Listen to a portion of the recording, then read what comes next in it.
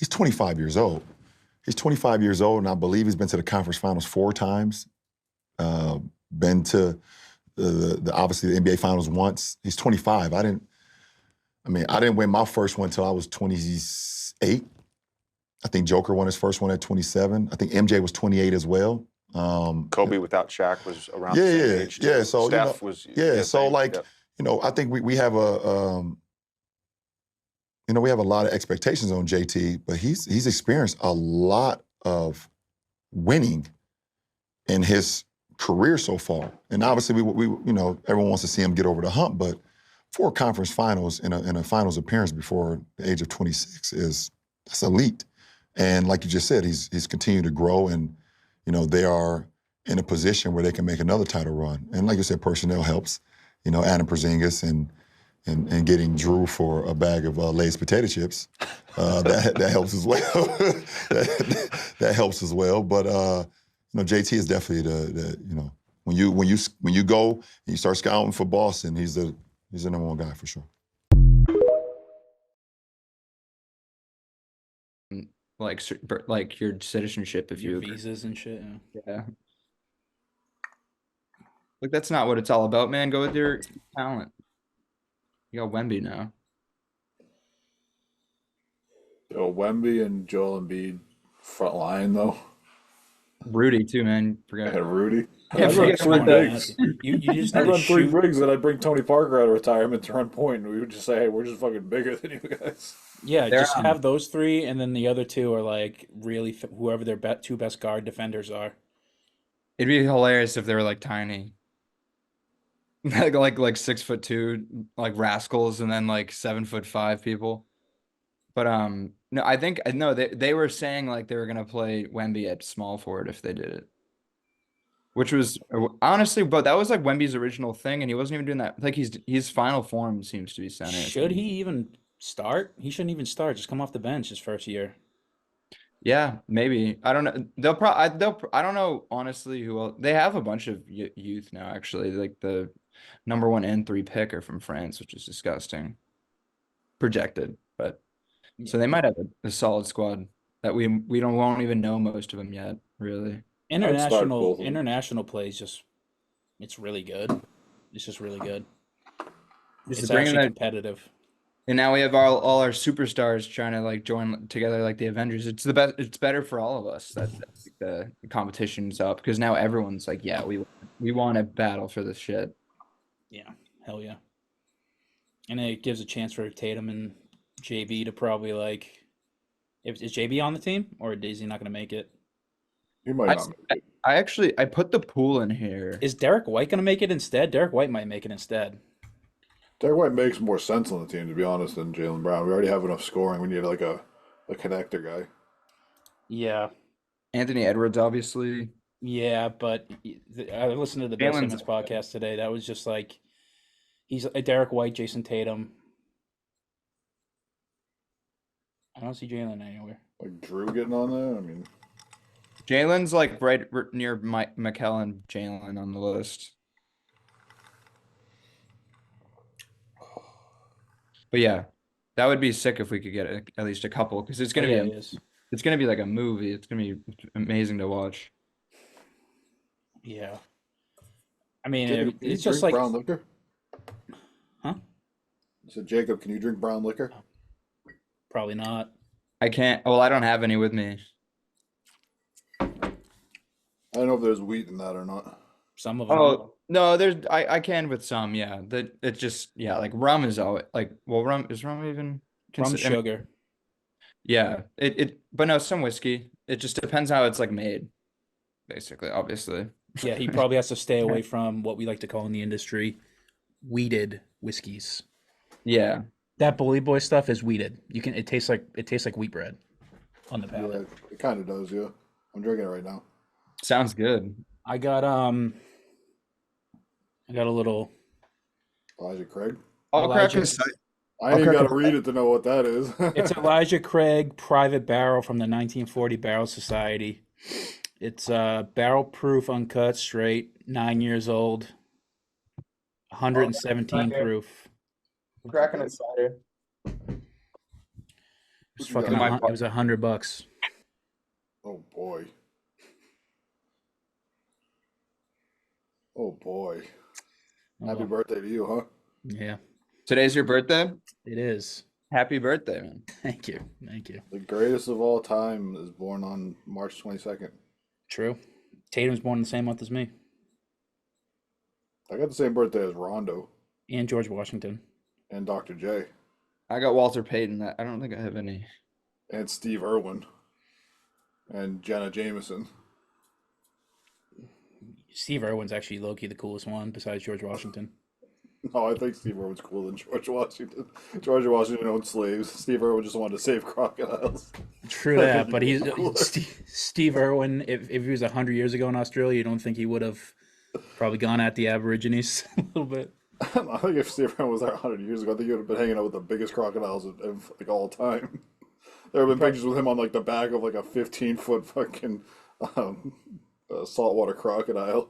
I fucking love Steve Irwin. I used to watch his show religiously. That's why I always have like a weird knowledge of animals in the back of my head because I used to just watch Animal Planet like 24/7. I feel like that's like a generational thing because like I had the same thing. Like I used to watch Zaboomafoo and Steve Mhm. Irwin and Steve, I what's used his to name? read Corwin? books. Jeff Jeff Corwin? Corwin. My mom went to school with Jeff Corwin.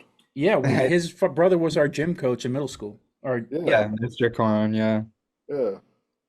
that was a sad fact. He's like, oh, my freaking brothers. Yeah, I'm a gym teacher and my brother's on TV. Brothers What can you has a do? my brother has a TV show right now. I'm not even like a gym teacher at like a private high school. I'm a gym teacher at a public middle school.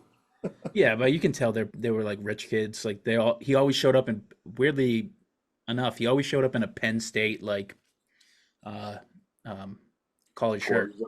Oh yeah. Like he always had Penn State gear, so He must have gone. yeah, probably. Him and Sandusky must have been best friends or something.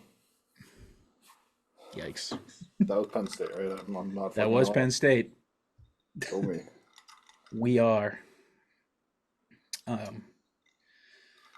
So I did take the Celtics minus 13. Not looking great. Dude, fucking no Tatum, no Drew, and no who else isn't playing? Is Horford out? Brother, it's the goddamn Pistons. Brother, you took the fucking you took the Bucks to cover 10.5. And they did. This team is I don't think this team's covering what do you say 12.5 tonight? 13. 13? Oh my god, I don't think they covered 13. I don't care if it's the Pistons or not. They did last time against the Pistons. Xavier Tillman is our starting center. No, Porzingis is in there. Porzingis is a power forward. Okay, fair enough. Oh, I picked- Hauser's back. Oh yeah, he's playing tonight. Spread wasn't that bad, I guess. I mean, he was questionable for that Bucks game like a day or two later. Okay, It was the weirdest fucking sprain I've ever seen. Yeah, backing up in the bed. Dude, fucking, I've been saying this for years and it's never gonna change. But like, they should make like more room between the sideline and where people sit. Like baseline and the sideline. Like, there's no reason for anybody to be sitting that close to the fucking edge of the court. yeah, Yeah, I for mean, sure. I'll never be sitting there. I mean, probably. So I don't really care. Push him back. True that, yeah. Wow, I Save- feel so bad for the 1%. Save I feel the bad for the save the- athletes that fucking go in there and roll an ankle on somebody's Yeah. foot. That's what I feel bad for. I don't give a shit about the people. As a fan that Okay. gets, as a fan that will probably just buy nosebleeds the rest of my life, I do not care where they sit. I just want the players not get injured. Yeah, that's all I give a shit about. I want to watch the players play. If the Celtics are this good forever, man, it's going to be really hard to ever get good tickets. They're going to be good for at least the next handful of years, which is just really nice to say. Mm-hmm. It's just Probably, like, really nice. I can't imagine anything happening in the next 6 or 7 years to put us out of being in like a playoff.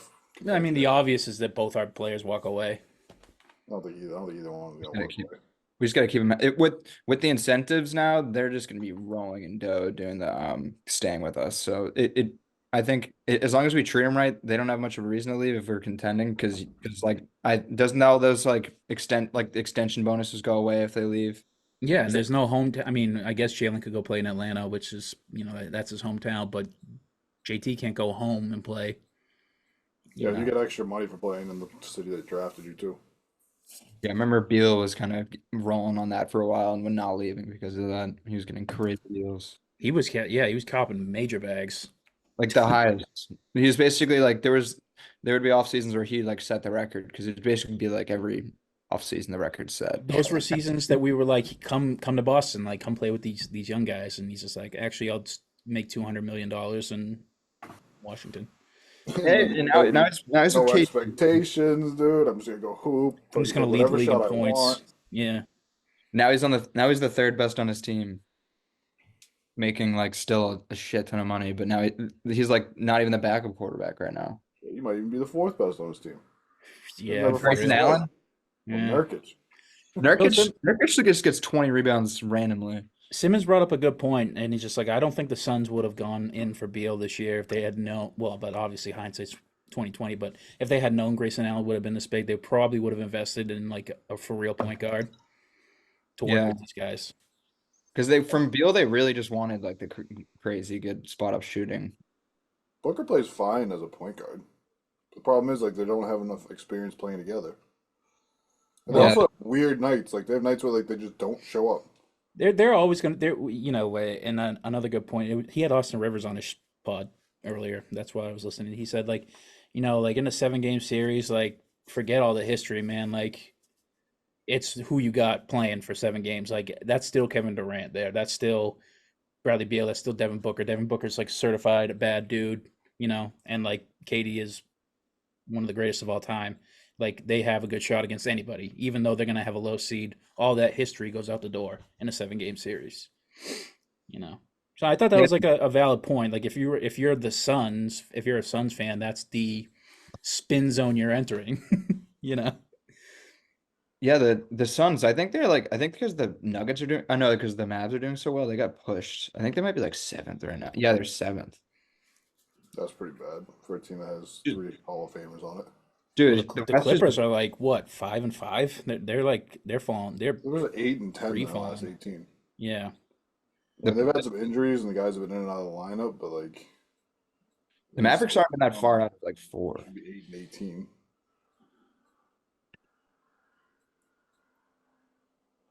It's a neck and neck I'd rather game. have Peyton Pritchard on my team than Chris Paul. Right now, it's a good argument. Yeah, it is. I mean, all time, obviously not, but Peyton Pritchard's actually just been hooping his ass off lately, crashing the From a boards. basketball standpoint, all time, I would never pick. There's maybe 3-point guards all time that I would take over Chris Paul. Even then, it's just like I think it really depends on who your other player is. Like, I would probably pick Chris Paul to play with any. Like, if I had a choice to pick like Magic Johnson first overall or like LeBron James first overall, I'd pick LeBron, and then I'd pick like if I had to choose a point guard, I would pick Chris Paul to play with LeBron. Oh, I pick Steph Curry to play with LeBron. Yeah, that's a lot of usage right there. Yeah, because LeBron already does what Chris Paul does every time, anyways. I guess my point is like if I had a team based around like a wing or a big, Chris Paul would be probably number one overall. Not my third pick. Number 1 overall in terms of point guard to play with that team. Oh, third for point guard. Who are you picking over him? Magic or fucking or Curry over him. Are you talking about playmaker or point guard specifically? Because yeah, I mean, I guess I can see your argument for like player overall, but like no, for point guard, I'm thinking like playmaker, point guard. I mean, and even then, I still pick Magic and Curry over him. Curry drags everybody so far away from whoever he's passing it to. Like you can't leave Curry. And then Magic is a better playmaker, and he can play 5 positions. But he can't shoot, and that's sort of something like you need to have in the modern NBA as a point guard. Hasn't been able to shoot for his whole career other than a mid-range jump shot. He can play shoot with a big or a wing, then that space isn't going to be available. Chris Paul can shoot. He's not a great shooter. He can shoot. Magic Johnson cannot shoot. I'll put Rondo then if we're going to play. Oh, he can shoot, but he doesn't shoot well. You want to look at it like who would you rather have, Ben Simmons or Chris Paul, in the modern NBA? Because Ben Simmons doesn't shoot. It's not that he can't shoot; it's that he doesn't shoot. That's different. I'd rather have Lonzo Ball in the modern NBA than Chris Paul. But that's what we're talking about here. Yeah, the modern NBA, I'll take Steph Curry, and I'll still take Magic Johnson because Magic Johnson still would have figured it out. Okay, also, Magic Johnson's so big. Your 1 of 1 overall pick is Steph Curry. Yeah, for a point 1 guard. of 1. Yeah, it's not even close for a point guard. Yeah. I mean, look, we're gonna talk like Yeah, one of fair. one Probably. playmaker, then I'll pick LeBron. But if we're talking point guards, then I'll pick in Steph Curry. One of one guard playmakers. It's interesting. Pick Steph. You're not thinking of John Stockton at all. He made that Carl guy. God. Yeah, but I mean, look, True we're that. talking about the guy who's made the most all-time threes ever. Not only that, he's a fucking defensive stud too, Stockton. Am I not allowed to pick Jokic? Yeah, I Not- mean, now we're getting crazy. Now we're talking about like who would you rather? Like, I'd probably pick Luka over like Chris Paul. Yeah. I just was thinking of the playmaker. Like, it's just so it's just insane to think of all like the great scores. Like, imagine if like Curry was on Jokic team where he didn't have to think about like doing any of the playmaking and just like catch and shoot, or like I don't even. It's just disgusting. If you think of like any of those types of players with Jokic. I was listening to I saw a clip. I shouldn't say I was listening to. I saw a clip of a podcast with Jason Williams on it, and like he was playing with I think he was talking to Chris Webber or Steven Jackson. I can't remember about how like after you come off that screen, like if I throw you a bounce pass, just go to the hoop with it. If I throw you a chest pass, then shoot it. And he's like he's making the guy who's coming off the screen's life easier because Jason Williams can see where the defender is and how he's playing him, so he doesn't have to think about it as soon as he. Like the way he sees Jason Williams throw the pass, he knows what to do before he even catches the ball. He doesn't have to think when he catches the ball. Wow, that's some Like- simpatico type shit. Like that's like the way that like NBA point guards think is wild. It really makes sense though. Like if you're throwing a bounce pass, he's probably going to catch it low, You and he's don't going to have wanna to a take dribble it and Yeah. finish or dribble again. And if he's Yeah. catching a chest pass, he can just go right up with it. Yeah, so it just gives the guy one less thing to think about. Makes the scoring so much more efficient. Or like Makes Chris sense. Paul used to practice like throwing passes where you would catch it on the laces or the grooves of the basketball. Like so, the receiver would catch it on the grooves. Yeah, Yeah. so that the guy who's shooting it can catch it on the grooves. I don't even think I'd be able to know how to do that. No, it's like you have to like be able to know like where it is on your hands, the right way to spin it when you pass it. Shit, it's wild. JJ Redick said that like fucking Chris Paul made like 2 bad passes to him like his whole career, and after both of them, he went and apologized. Like you have the ball the entire game and you pass it to me bad one time and you're apologizing. Jesus, dude. I'd be lucky if I have one good pass a game, a pickup. Look, Chris Paul as a basketball player when he's not being dirty is like unbelievable. Like I said, he's probably top 3 point guards ever, but like he just does all this extra bullshit for no reason. I don't know. Well, you don't Yeah. like him, but as a player, yeah, I mean, As a player, you just like I said, there's 2 guys I might pick before him as a point guard. Like he might be a top. Did he make the top 75 all time? He must have. he must have, yeah. We had there were some people that got left off that were. I think If were Damian right Lillard made it, dude, Yeah, I think he must. Kyrie didn't make it though. Kyrie did it. yeah, right? Yeah. Kyrie didn't make it, and Kyrie's got fucking Really? titles, and Kyrie's got scoring titles. I Yeah. got any scoring titles. I don't think I might have made that one up. Chris Paul is definitely closer to the end though. Like Kyrie will probably make it in the top 100. Chris Paul's on there. What number did they put him at? I don't know the numbers. They have them listed in alphabetical though. That's annoying. It's Irving. wildly annoying, but it's also So very annoying. efficient at the same time. Wow, Irving was not on there. Yeah, Kyrie didn't make it. That was a big thing. Is all like the He's not gonna like, have the- Kyrie should have made it. They only did it because of his political stuff and all this, that, and the third. It's like if you look at the numbers, like he's great and he's a fantastic like highlight machine, but like and he's a 50, 40, 90 guy. But like he never really like he never won any awards like for himself. He only got a title with LeBron, which is always gonna like negate things for you. I mean, I think all that stuff's ancillary. I think wow, nice shot, Peyton. The real thing that's probably why he was left off the list is he's not gonna have the counting stats. Yeah, that's He what I missed mean. a He whole misses lot of time in his career. Yeah, that too. That's what I was kind of getting at. Like, he's a 50, 40, 90 guy, but he misses 25 games a year. Like, say what you want about Dame, and besides, when they like had to shut him down last year on the Trailblazers because he played most of the season when they were actively tanking. Like, he is a guy who plays a lot of basketball. Yeah, the GMs over there were pulling their fucking hair out every night because he's dropping like 50 burgers. And Kyrie's they're trying "We're to Did he have a trying to-" 70-point game last year? I think that was 2 years ago. Oh, But either way, he had a Time flies. 70-point game on a team that wasn't going anywhere. yeah. Have you guys been watching Kyrie recently though? He's been kind of insane. The last time I watched him was on the game winner over the Nuggets, which was that last week. Sunday. He's been averaging like 30 in Ramadan. Ramadan Kyrie, like you said, is he top? Ramadan Kyrie might be a top 2 point guard of all time. What about Ramadan Jaylen Brown, best player in the league? Yes, might Let's be. see tonight. We gotta see tonight, man. Joseph Nurkic was a Ramadan guy too, and he's been fucking kicking the shit out of him. He's a Ramadan guy. What's the Muslims that I'll let you celebrate? guess. That celebrate Ramadan? Yes. I didn't want to be I don't want to be obtuse and just put out a random religion and look like a dickhead. But yeah, shout out to Yusuf Nurkic and Jaylen Brown and Kyrie Irving for being steadfast in their fasting. Because fuck no, God knows I can't even fast for 25 minutes sitting in a truck all day. Like I'm not fucking playing an NBA game. For real. Like doing any type of physical activity while you're like fasting sucks. Just must be brutal. Let alone playing at like the peak level of performance. Yeah, it's fucking wild. Kyrie's so spiritual that it seems to fuel him. He's just so built for that stuff where he like seems to be more athletic. Did you see his dunk I sent?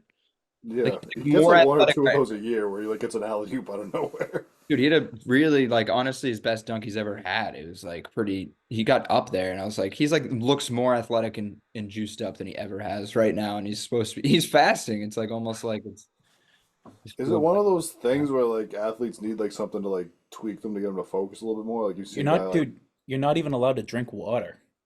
I know, but like is it like one of those things like you see like an athlete like tweak an ankle and you're like, all right, well, he's gonna be hobbled for the rest of the game, but then all of a sudden he starts playing better because like he's more focused.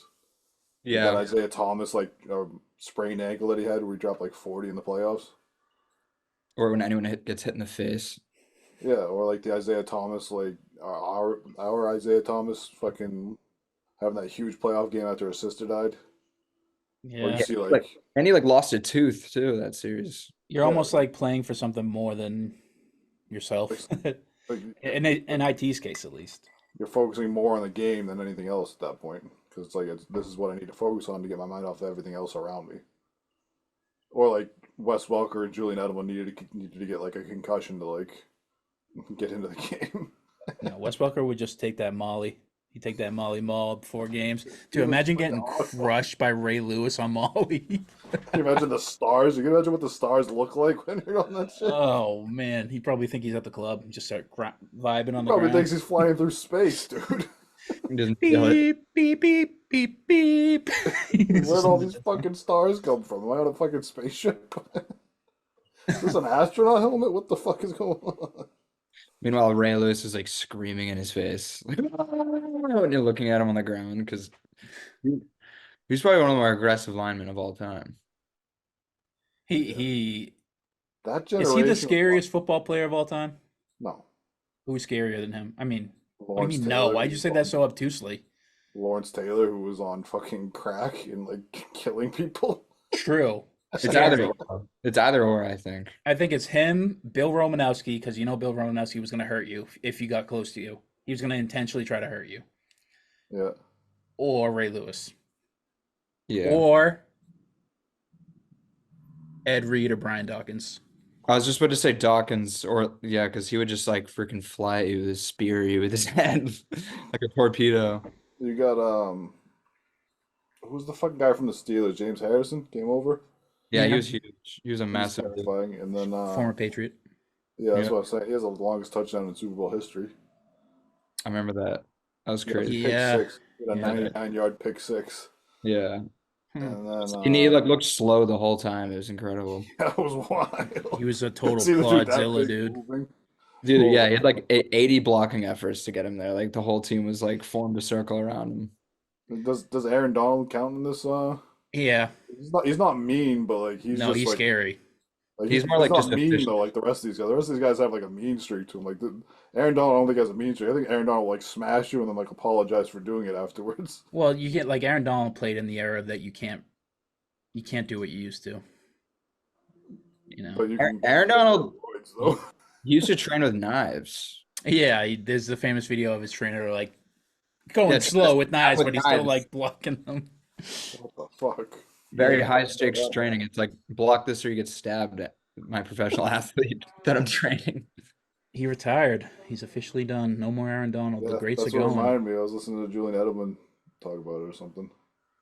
Honestly, a pretty sick career because he kind of got out early and he's gonna make the Hall of Fame anyway. Yeah, he's like the most dominant defensive player in the modern era, And he got He a was title. besides he was like JJ Watt. Yeah, he was like I think I saw he was all pro for all 8 of his 10 years. But Yeah, he sort of just came out of nowhere from like Pitt. I don't even know what round was he drafted in. yeah, because he's like super short, right? He's just the most jacked human ever. Yeah, he doesn't look intimidating on the field.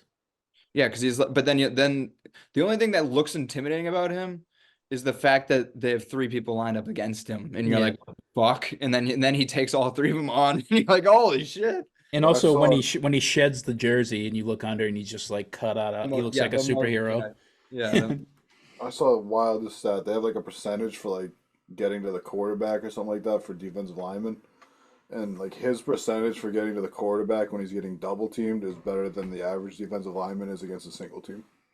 Jeez, man. It's like, hey, you can put 2 guys on me and I still have a better chance of getting to your quarterback than your best defensive lineman has when we put 1 guy on him. Have we officially started the pod? We haven't. Let's do it I now. started recording. I don't know how much of this shit is going to put in after I said It's all going in. I'm not editing this. Sweet. Count me in. Dude, we're almost at halftime of this fucking game. I haven't Fucking watched- count me in. We'll do the show during halftime. Welcome to another episode of the Banner Report podcast, starring Cody Adams and Steve Crowley. Welcome back to another episode of the Banner Report podcast, coming to you live on my birthday, March 22nd, 2024. Huh? Feliz cumpleaños. Yes, I 29 was trying to trigger años. trying to trigger like emojis or whatever. Yay! That's Nope, not work. nothing. We just look crazy. Yeah, I look weird. I'm cutting that. Anyways, we're coming to Keep it in. Keep it in. We're You're not coming the to director. you on March 22nd, 2024. The Celtics, still the best team in the league, and they're basically locking up the 1 seed in the East at 55-14 after just beating the Bucks. The past 5 games since you last heard from us, they've had a terrible, brutal, awful stretch. They went 5-2. And 4-0 since the last time you actually heard it from us. So, boys, what do we think? Magic number is 3. Meaning, 3 games, and we lock up the 1 seed. We got to win 3 of our next 13 games. Like, what a fucking wild statement. and we are playing the Pistons right now as the show is filming, and the Pistons are winning by 1 point going into almost into halftime here. So, No yikes. We're resting everyone though, to be fair. We are not. Most Chris Porzingis and Jaylen Brown should be enough to beat this Pistons squad. Counterpoint. It seems like we have like alternating crews like that, which is kind of funny. Yeah. Counterpoint. I think the Pistons want to win more than we do because, like I said, we have 3 games until we get the 1 seed. I don't think the Pistons want to win more than we do. They want that number 1 pick, don't they? The GMs might, but you think the players give a fuck about getting a number 1 pick? They want to hoop. I If guess. they care that much about it, they would just keep throwing the ball over to us and taking whatever shot they want. They're actually competing. Yeah, Yeah, they they almost are. beat the Heat the other night. Remember that because they won off a buzzer beater. Like they've been fighting hard. Yeah. Speaking of not fighting hard, let's recap the games. The Celtics beat the Suns handedly, 127-112. Jaylen Brown had 37 points. The Suns had all their big 3, and we just sort of mollywopped them. It just looked like 2 different leagues, you know. They just didn't have any answer. Nurkic got exposed a little bit. So what do we think about that? Suns, anything on the Suns that we outside of what we just talked about in the pre-show? Nurkic really kind of dominated the offensive class in the first half, and in the second half we just adjusted and they didn't do anything in the second half. Yeah. To be honest, I would love to have like a Nurkic on like our team. Simmons said something in his pod earlier in this week or today, actually, that Nurkic, when it comes to playoffs, like teams, the Suns are like they have Kevin Durant, they have Devin Booker, they have Bradley Beal, they have a good group of parts that in a 7-game series you probably like your odds to at least be competitive, right? But Bill brought up the counterpoint that when it comes to, especially with this jailhouse style of ball that they're calling it, where the refs are, and we'll talk about it a little bit later, the refs are sort of swallowing their whistle. Um, Teams, they get smarter and the game slows down and you get more exposed. And Nurkic is a bit like the open wound, the scab that can get opened up every single time. Down, he's just not, he's like their Achilles heel, if you will. So, I think he's good, not great. He might. Do you think if the Suns fall short, it's going to be because of him, or do you think he's just an ensemble part of why they're not going to win it all this year? I mean, honestly, I don't think they have much of an option. Like, it was their backup center right now. They had, Bol. yeah, Bol, like, who's bad, like bad as in not good. Like, at least, And at least they're Nurkic, just top heavy, you know. yeah, It- Nurkic it- brings you something positive. Like Bol doesn't bring you anything really. He just comes off the bench and it's kind of like a show. Would you? Okay, interesting fact here. I'm going to pose the question: if it meant not getting Bradley Beal, and you're the Suns, would you have rather kept DeAndre Ayton as your center instead of getting Nurkic and Bradley Beal for this squad with Grayson Allen?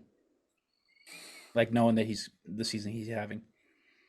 Jacob has all the stats on the top of his head. What you got, Jacob? Yeah, I want to hear Jacob's opinion. Steve's just no because he hates DeAndre Ayton, but I mean, I think that Aiton had to get out of there culture-wise, which is a big thing. But because everyone kind of hated him on the Suns. yeah, his But- time had worn out either way. But The organization despised him. But I honestly, I think they're better off the way they are. I just don't think they were gonna.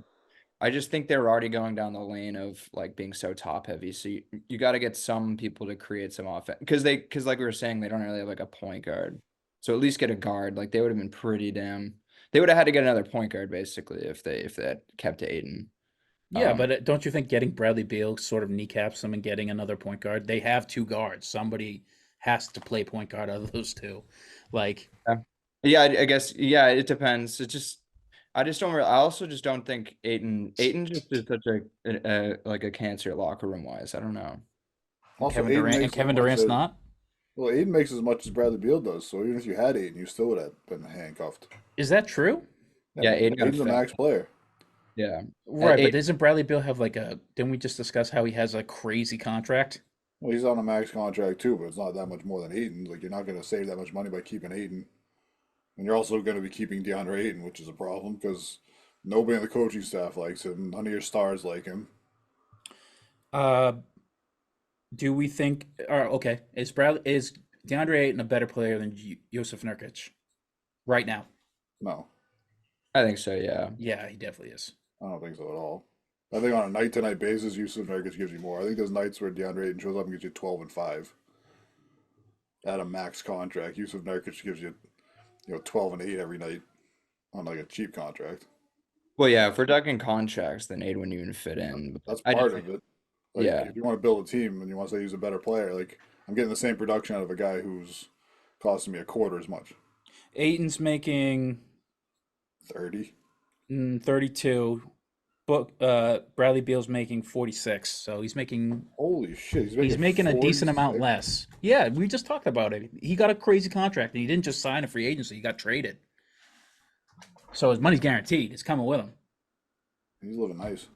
Yeah, yeah. So it's like that. I would probably, if I was the Suns, and I know if I had I would try and make it work.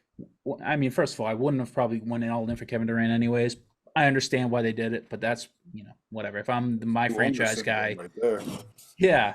If I'm my franchise guy, I would have probably like DeAndre Ayton went to a finals. Like Yusuf Nurkic has never gone out of like the Western Conference at finals at all. Like, I just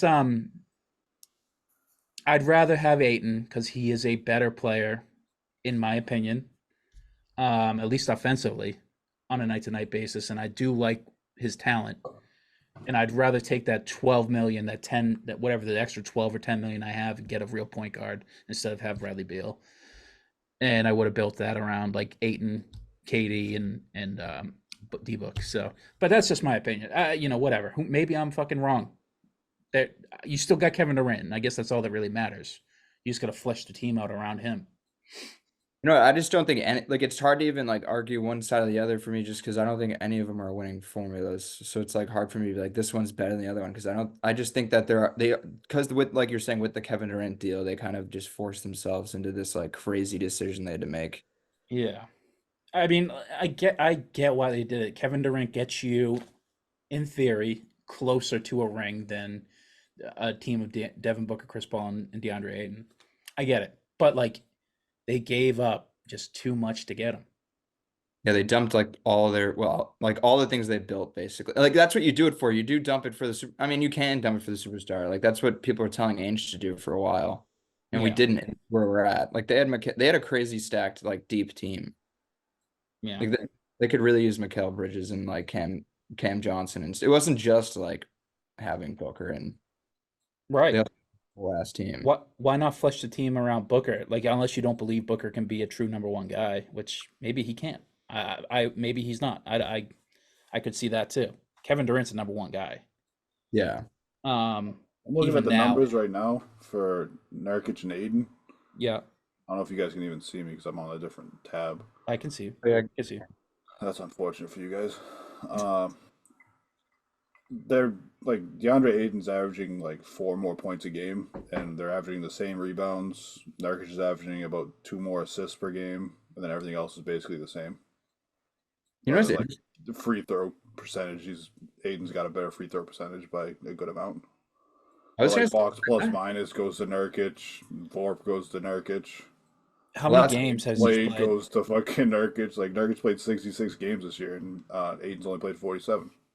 But the And plus that's minus, he's on the Suns. The first yeah, the yeah. the team ratings you can't really take. Yeah, but I mean, look at his points per game too. Like he's only averaging 4 less points per game or 5 less points per game, and playing as the fourth option on a team, sometimes the fifth option on a team. Yeah, well, Aiden's having an underwhelming year. I wouldn't say Definitely. that Nurkic is crazy, like, but because 11-11 is really not even that good. But Aiden's, Well, Aiden's averaging 15.8 and 11, so it's not like that's very good either. But okay, so Steve, I think both are counterpoint. not good options, to be honest. My I'd pick my Nurkic only over him all day. my only point is that DeAndre Ayton already went through a West with Jokic in it and made it to the finals as a center, a starting center. Nurkic never has. Yeah, but look at the teams Nurkic just played on. Nurkic was playing on those Portland Trailblazers before. Like Those he were good wasn't doing that teams. either. Yeah, but now he's playing with 2 Hall of Famers when he went to the finals. No, Is this the healthiest Nurkic has ever been? I feel like he's had injuries a lot too. Yeah, that's also true. They got a healthy Nurkic year, so that's I feel like why his stats are fairly elevated. Yeah, we're not at the end of the year yet, and this is the most games he's played in a season since 2018. He only played 8 one year and then 37. But on Steve's point, bye Steve. And Steve's point, Aiton's only played 47 this year, where he's supposed to be the head honcho. So It's confused. Well, it adds into like the whole team cancer thing because I just can't tell with Aiden because it seems like they sit him a lot because he's I don't know if it's all injuries. I think they're also tanking a lot, the Trailblazers, but I also just can't tell if they don't even like to be around him too. Like the team plays better without him sometimes just because he's just a bad vibe. But I think his skills are better. I just don't like it. I just don't like him on like a winning team. I don't think it'll happen. definitely not for that money. Yeah. I don't think definitely Yusuf not that Nurkic has ever played with as much talent as Aiden's played with either. Like that Yeah, team the they were talking Trailblazers about that went were to the sick, finals but had 2 Hall of Famers on it. Like I don't like the best player Yusuf Nurkic ever played with was Damian Lillard. Who, like, He's gonna be a Hall of said, Famer. what's the Western Conference Finals? But he's going to be a Hall of Famer. It's just that Nurkic is just playing with Kevin Durant. So like that's going to trump any argument that I could bring up on that end. And Chris Paul. But Chris Paul at the end of his career, Kevin Durant at the end of his career, so it's like I don't know. I think you're overruled anyways. Jacob and I have made the decision for you.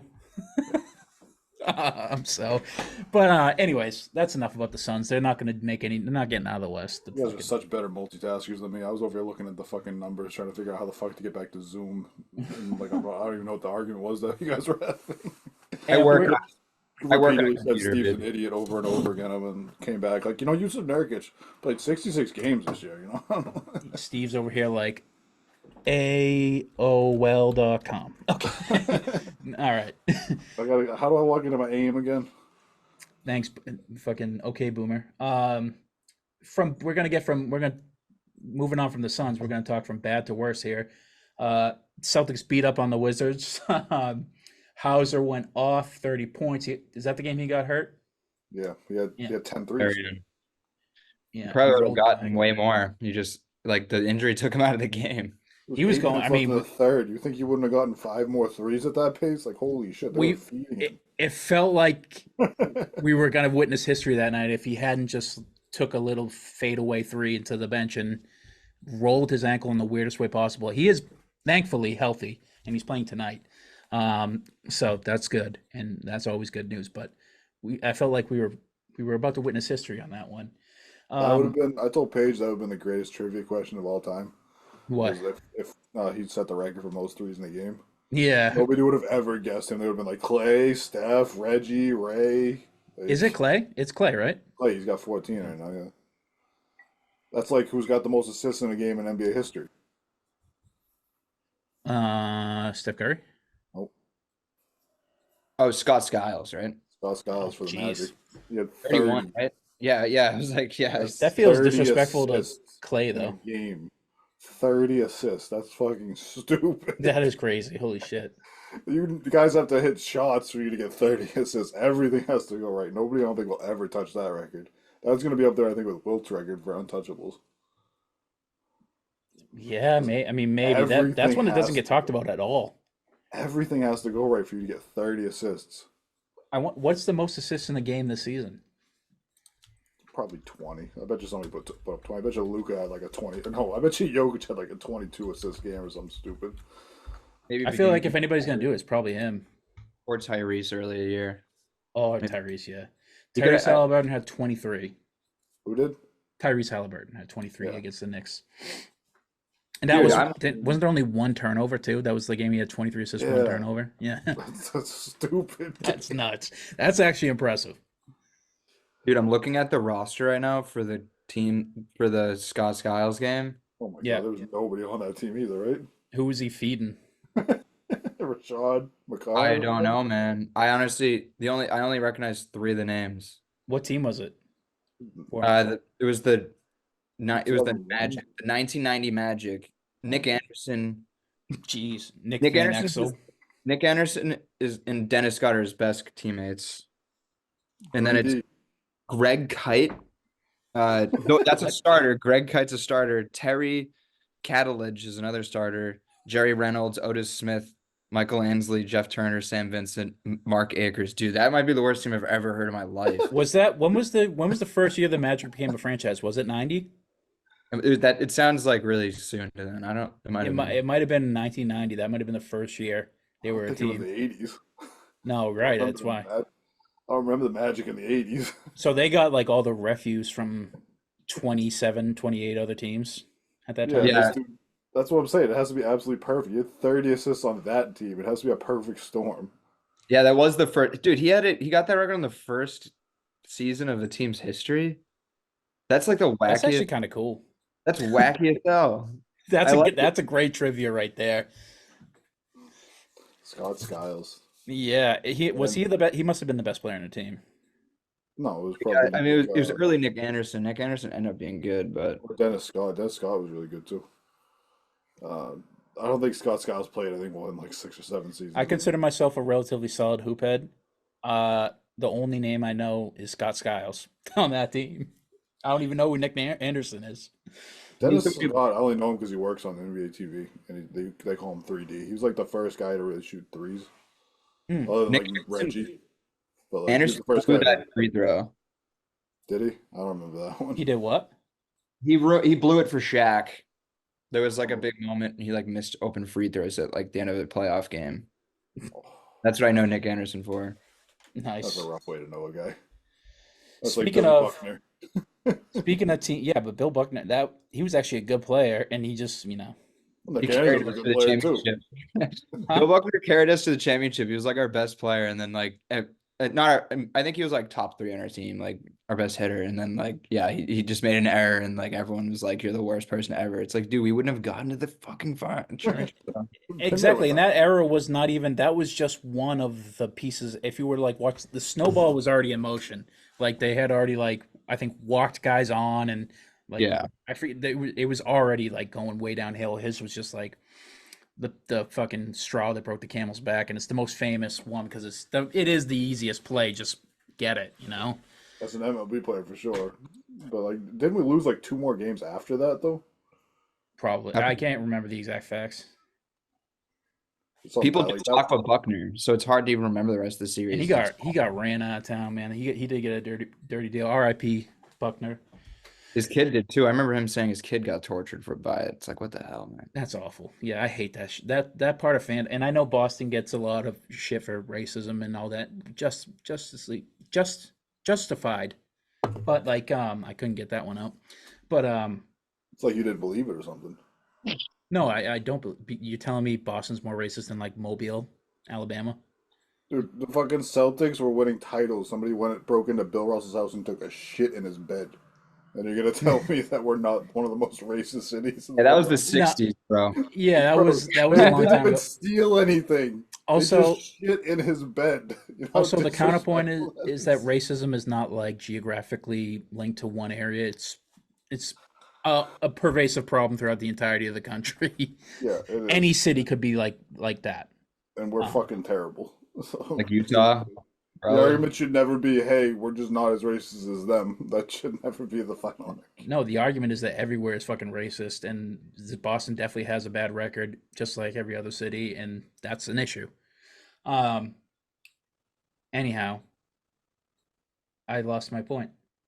I was watching some kid cry on the broadcast for the Celtics game. I was like, what the fuck is going on? Why are they showing that on TV? It's like this kid's like fucking like 4 and he's crying. I don't know why.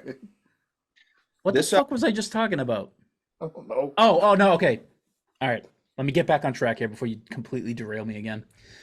What was this? Get me backpedaling, being like, why are you saying Boston's not racist? Huh? Like, I know it's racist. I know. Everywhere's racist. I get it. It is. Everywhere is racist. And the problems need to be fixed. But we also get the argument that we're some of the best, most intelligent and, raucous fans in all of sports. Right. That there's the counterpoint to that. And so it's the side of the coin, right? Like, where I feel like we're the most ardent and raucous and boisterous fans, and we love our teams like diehard fans. But the flip side of that coin is that we fucking take it too far, like way too far, and do some evil shit to Bill Buckner and to Bill Russell and to Adam Jones and any other play. Adam Jones, the baseball player, not the radio guy. Fuck that guy. Yeah, fuck Adam. I don't like that Adam Jones. Adam Jones, one of the best center fielders I think I've ever seen play.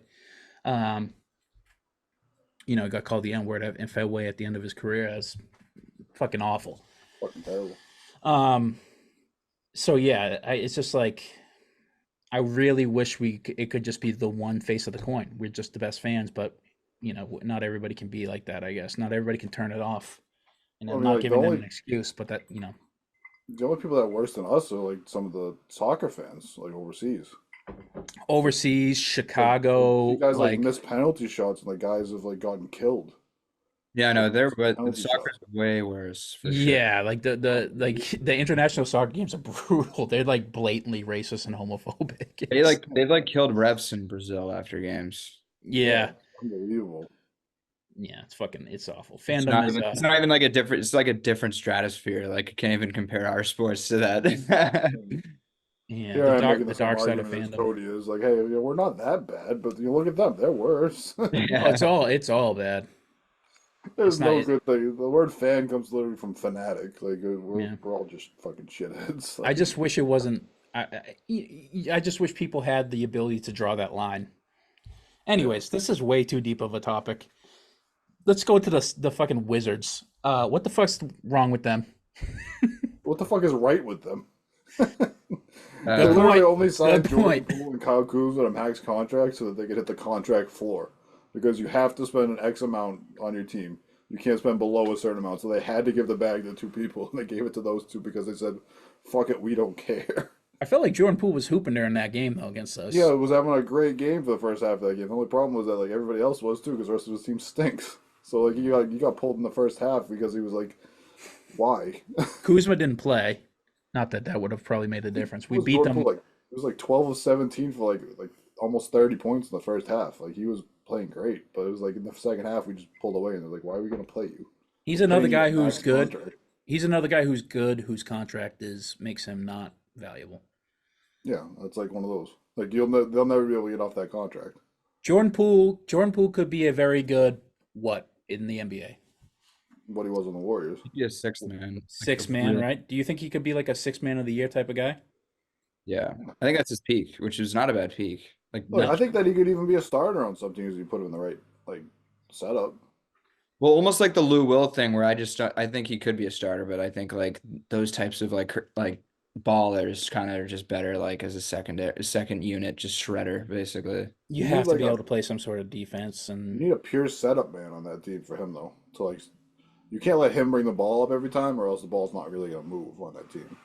If you have like a legit like playmaker and point guard, like you could drop Jordan Poole on the Nuggets right now, he'd be fucking phenomenal. He'd average like 25 a game he could because the probably be ball's good. always gonna go through Jokic every time. He's gonna get the ball in the right positions to shoot and score. When Jokic isn't on the floor, he's gonna take over and score. He'd be unbelievable on that team, but it has to be for him to be elite and a starter. He has to be in the exact right position. But other than that, like he has to be a six man. Like he's just a spark plug. But you can't let him be your primary ball handler because it's not the ball's never gonna move. Yeah, he seems like a high usage ISO type of guy. You know, he's the most effective in that role. Which is hilarious because they have Kuzma who plays the same fucking position. I think Jordan Poole has it in him to win like a championship as a sixth man on a team like the Warriors. Wow, I was really stepping out on a limb on that one. He was fucking good, dude. He didn't look like Yeah, no I 6 man know. against us, which sucks. Dude, He that was- yeah. quarter court fucking shot that he hit at like the end of like the quarter, that was like an absolute backbreaker. That's like weirdly enough the play I remember the most out of that finals is just him hitting that fucking I don't remember 3/4. anything that shot. Steph Curry did that entire finals. I remember that fucking I shot. remember this. That sucked. Oh, Yeah. yeah. And the garden too. That was the Yeah, worst part. that sucked. The Poole was Um, though for sure. And then they were tweeting pool party, and I was like, "Fuck this shit." Not gonna lie, I sort of loved it when Draymond punched him in his shit. I loved it because it meant just absolute chaos for the Warriors. Fuck yeah, I Felt did. bad for It Poole was 'cause he the seen video. it was like the end of both of the. It was the end of like the Warriors as we knew it, and it was the end of Jordan Poole as being like a top guy in the league, which he seemed to be coming off of that. You know, Well, I like think you saw in they- that game against the Celtics, he has the skills to do it, but like in an 82 game season when you're gonna have him be your primary ball handler and scorer, like it's not gonna work. yeah. I mean, which is kind of his fault, but also like if you look at like he's passing to Denny Advia and like Corey Kispert, like, Corey dude, like yeah, Kispert. they're not gonna fucking win. I hate to break it to you. Who's their center? They had Daniel Gafford, didn't they? And they They traded traded into the fucking Mavs. Their Mavericks. center Like, is my God, who the hell is their center? is it Nene? That's the last guy I remember playing center for the fucking Wizards. Gortat. JaVale Gortat. McGee. Marcin Gortat, the Polish Hammer. Like, dude, like, they're not gonna win. I feel bad for him because it's like we're gonna shit on him, but it's like, what does he have to work with? I would shoot every time too. They have Marvin Bagley now. Oh wow, sick! Holy shit, dude! Oh my Number God, 2 the overall Kings- Oh, pick. no. I think Marvin Marvin Bagley. Bagley over like Tyrese Halliburton and shit or something like that one year. It's Rashawn Holmes. That's who it was. No, Marvin Bagley went to the Pistons actually, so we might be seeing him right now. No, but I think they cut him. I think even the Pistons were like, "We're good. We've seen enough, dude. The We have Pistons might have we said, have "You're too Jalen good." Duren. He's way better." The business might have said, "Hey, you're too good. You might fuck up our fucking tank." Who's gonna get the 1 seed? Them or the Pistons? No, 1 seed. The think the number 1 pick. overall draft pick. Yeah. I can tell you, it's neither of them getting the 1 seed. Wow. Not for the next 20 Oh. years. Yeah, for real. Never in our lifetime. Have the Pistons or the Wizards ever got the number 1 seed Pistons in our have- lifetime? Oh yeah. Yeah. I mean, oh, did they? Did no. they? Did they the season? They won their like conference a few years in a row after the championship, so maybe they did it after 04, but I mean, 04, I think would be the best chance for them to do it. The Wizards haven't been good since we've been alive. The Wizards are the worst They might be the worst franchise in sports. They're really bad. Do we count the Charlotte Bobcats as their own franchise, or They honestly, did they become the Pelicans or did they become the they became Hornets? the Hornets? They're the Charlotte Hornets now, like they were originally, back when Del Curry was playing, and Larry Johnson. yeah, in 2005 the Pistons had the best record overall. Shit, okay. One time. No, I'm actually surprised they had a better record than the Spurs then. Or the Pacers. 2005. 2005 Pacers weren't very good. What? Yes, they were. Who was on the 2005 Pacers? Ron Artest, Jermaine O'Neal. They weren't up there for that. I don't. They were 15th. They were 15th. Holy shit, they sucked. They're really What? good. That wasn't that the year that the Mavericks Mavericks. was like 2002, I think. wasn't the when was Malice at the Palace? It might have been that year, but also they lost literally everyone on their team that year. Oh yeah, they all got suspended. Yeah, they only spent the rest of the year. The rest of the Steven year. Jags Yeah. and Ron Artest. Ooh. Actually, never played. I think I saw like a mini doc that was about them where they could have done amazing and they just that fight ruined that whole team. Yeah, that's absolutely it. The Pacers, what the fuck year is this, dude? I'm looking at something where it says the Pacers were the number 1 seed in 2004. They might have been, but 2005 they weren't. Yeah, so 2004 they won 61 games, number 1 in the East. Then the New Jersey Nets at the time, 47th. Pistons 3rd. Heat I think 4th. that New Jersey Nets team had fucking Brian Scalabrine on it. That's how long ago it was. And J Kidd, right? And Yeah, Richard RJ, Jefferson. yeah. Celtics, 8 seed. Antoine Walker, Paul Pierce over there, just dragging him to an 8 seed. Oh, that was the year we fucking lost to TJ Ford was on the Pacers. I loved TJ Ford growing up. In March Madness. What a random guy. That was way before my time, but TJ Ford fucking ruled on the Pacers. I just really liked him. Obviously he was on a number 1 seed. Anyhow, the Wizards, what do you do what is your best case scenario in this offseason? You get the number 1 pick. Get the number 1 pick, yeah. And then do what? You're still going to be Blow terrible. it. You're gonna blow it, and then next year you're gonna try and get the number 1 pick again and get Cooper Flag. Do you try and get off anybody? Like off If you the get the number 1 pick this year, you might even just trade it. To be honest. They're just probably hoping for some generational guy at a draft, which is tough, but So they're going to suck for like the foreseeable future. Can you guys name 3 players that play in college men's basketball right now? The fat dude from North Carolina State who reminds me of you and me. Kareem Abdul-Jabbar, yeah. North Carolina State? No, what the fuck is it? Jalen Williams' brother, Cody Williams.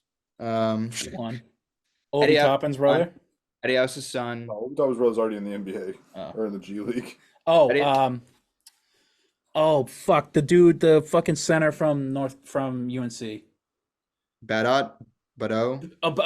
Yeah, Baycott. Acot. He's like the best player in the tournament. Edey for Purdue. Zach Edey for Purdue. Jamal Mashburn's son. I just know the NBA players' sons. Aaron Crafts, Ohio State. I mean, are any of these guys going to make a difference on an NBA court? I think Baycott probably could. Armando Baycott. Is he gonna Cody be a Williams is the generational first. talent? Jalen Williams is projected 5. Oh, his brother. No, I don't think any of the guys I just mentioned are probably going to go on the top. Cody Williams is though. Maybe. I don't know. I don't know anything about college basketball. If you It's a get really bad draft year. If you get the number 1 pick in this draft, you just trade it because like there's nobody good, or you try and get like a haul for it, or do you? It depends on actually what take you're getting. If the Pistons are like, "Hey, we want the 1 seed. We'll trade you our next year's unprotected pick," be like, "Okay, Well, I don't think we'll take that and like Jaden Ivey." I don't think anybody else is going to be that dumb to give them unprotected next year. But like, if you give you an unprotected like a couple years down the line, do you take that? Even then though, the Wizards need to do what the Pistons are doing right now, where they're behind the Pistons, where they don't even they need to like get a couple of first round picks. I feel like if they traded for an all-star, they'd just be kind of winning 30 games and then not getting good picks anymore. Like they kind of need like 3 straight years where they pick well and do bad. That's why I'm saying, do they do like a complete? All right, we're going to be terrible for a while. Jordan Poole will try and get you off the books. Kuzma, who's probably the most valuable player on the team right now, we'll try and get him off the books. Do they just like completely crater out, or do you think they like think that Kuzma and Poole are guys to build around? I mean, No. their contracts are they're like albatross. I don't think you can get off of Poole's contract at this point. Like, seeing how he's performed this year and he's on a max contract. Like, who's going to trade for a $30 million Jordan Poole and just take that into their salary for the next 3 years? Because this is the first year of his deal. There's a player option on the fourth. They're in trouble. Like, Well, nobody's it's going to take that almost contract. like- People might take Kuzma because he's a better player and on a better contract. Kuzma's actually a decent player. Like I Yeah, could he's see a the vision good with him. player. Like, maybe they could trade him to the Lakers. The Lakers could use shooting. The Lakers could use a guy like Kyle Kuzma on their team. They actually could. Like, so that's a callback to Jacob's joke back in. Just stealing that fucking flow right there. So the Pacers, they're screwed. They're a really fun NBA or NBA 2K GM team because you can just do whatever the hell you want. There's such good talent on that team. Like Jalen Duran, they got No, not the Pistons, the Wizards. The Pistons actually, they have, I think, a vision. They have something going. Like, yeah, that's what I'm saying. The Wizards need to kind of do what they're doing. The Wizards Wizards- have nothing. absolutely nothing. I don't know what the fuck they're gonna do. And It's they're almost sitting, like there's they're Taj Gibson on the roster right now. Like, that's how The bad Pistons they are. have Taj Gibson. Oh, yeah, right. Now keep getting them fucked up. They're both so fucking bad. They're not great. None of them are great, but at least the Pistons have Cade and Jalen Duren and Jaden Ivey. They have like young guys in their early 20s that can maybe be something special. The Wizards could use a guy like Kristaps Porzingis. That's true. I think 29 of the teams could use a Kristaps Porzingis. Oh, I love seeing Warriors fans that were in the running for like Kristaps Porzingis and they didn't get him, and then they're looking at their team like, "What the fuck? Why didn't They're we trade for him?" Oh no, Dario Saric. Fuck. We got Dario Saric. They're in the running amount for of Laurie minutes- too. They wanted to get Laurie to trade for it too. They didn't get that. They didn't get him either. Yeah, I want $1 million tomorrow too. Yeah. Fucking. Play that fucking Powerball. They should have cut ties with Cliff. I mean, nobody could have probably seen the cliff coming, but like it was coming. He's like what, 34? He's super old. Like, I saw the cliff coming. That's why I put money on it. yeah, I guess so. I guess Especially so. when they traded fucking Jordan Poole for Chris Paul. That's been bad. Yeah, it's not been good. Although you couldn't have Jordan Poole on the team anymore, and I guess Chris Paul's not a bad consolation prize in that trade. You get a cheaper contract for a shorter amount of time at least. Shorter player. Huh? Shorter player. True. Pistons, Celtics. We're moving on slowly, folks, but we're playing them right now, and we did pull away a little bit, but earlier in the week we destroyed them 119-94. D White 22 points, JV had 31, Peyton had 23. No Tatum, no Drew. We're seeming to get a lot of rest in here periodically with these games. And as Steve said, we only need 3 wins out of the next 13 to clinch that 1 seed. Because of probably the last game we played, which is the big game we'll probably talk about. But anything from that game? That was a D White triple double, right? Mm-hmm. It was 22, 10, and 10. 2 steals and 1 block. Hell of a game. First triple double for D White. They kept him in there like late in that game trying to hunt that last assist. And didn't they dump Gatorade on him, or water at least? Yeah, they dumped water on him. That was the all women's broadcast for Comcast Sports, which was great. We loved. Which I actually thought was pretty good. Yeah, I didn't mind it. I mean, it was kind of tough because, like, I think 2 or 3 of the ladies they weren't Celtics like fans. They weren't like Celtics commentators. So like Abby Chin had to One of them's in the WNBA, isn't she? Or she's in the women's college. I forget her name. No, I think she's in the in the WNBA. Her name was very hard to pronounce, so I wouldn't even attempt it at this point. I don't want to disrespect her. She was great. Was Amina Smith on the broadcast? She was on the in the halftime show and stuff like that. Yeah, but she's always on that. Yeah, that's how she does. But it was like Abby Chin, it was Zora. I can't remember her last name, and it was the other lady whose name I can't remember. I should have wrote all that down before this one. They did a great job. I really thought they enjoyed it.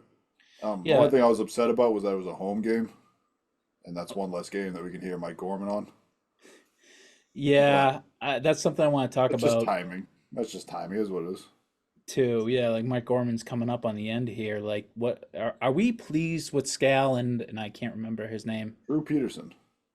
I I follow a Twitter account on X. Sorry, not Twitter. He, Called like 98.5 the Sports Hub memes or it's something like that. And they just shit on everything Boston sports. They're like Felger and Maz, but like the complete narcissist take. Not like how Felger are like they're purposefully negative or narcissistic. This guy's like takes it to another level that even Felger and Maz wouldn't take it to.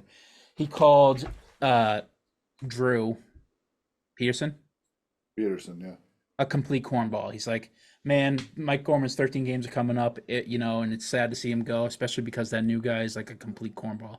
What do we think about, Scal, Drew Peterson? Do we want more like female? I think Abby Chin's phenomenal. I think she could be like a national voice. And Amina Smith too. I really like, and Eddie House too. I really like all the talent we have. Is it going to be a committee after Mike Gorman, or what do we want to see going forward? Do we want Drew Peterson and Scal? Do we want like Eddie House and Drew Peterson, or I think by committee until like a Garuva is found is pretty would make sense to me. Like until another like beast. sort of what the Red Sox did, right? Yeah. I like what the Red Sox did with Lou Merloni and the other guy, though. I think Merloni should be the guy. I like Merloni. I like Merloni a lot. Yeah. I like anybody that's not named Maz. That makes me very happy. Fuck that dumb racist fuck. This guy, I don't want to derail this, but this kind of goes Allegedly. to my larger point that I put down on the bottom, where like the Celtics are the most boring team to talk about in the NBA. Like right now, we're talking about the fucking announcing crew for a team that's 55-14 because we've just been so consistently good and no drama to talk about. Like Jesus Christ, I we're hope not. sitting- This is basically what the show's based on, dude.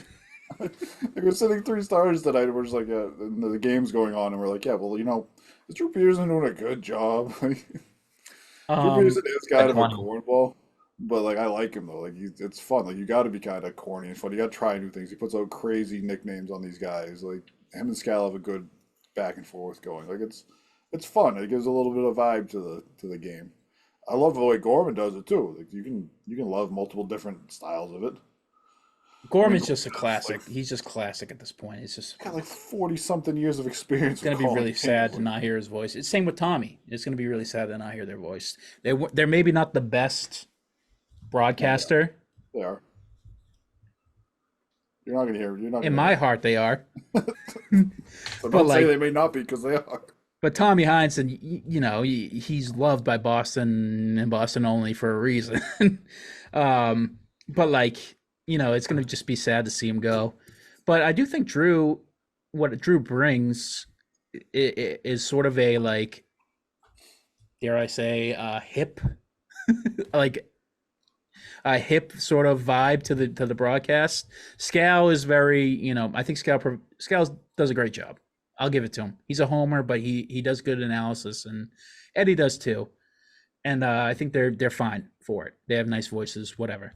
But Drew brings like sort of a good straight man or a good like the young buck to the old guy type vibe. I do like that a little bit. That's enough broadcast talk. I don't know. You guys got anything else on that? It's kind of a little yin and yang almost.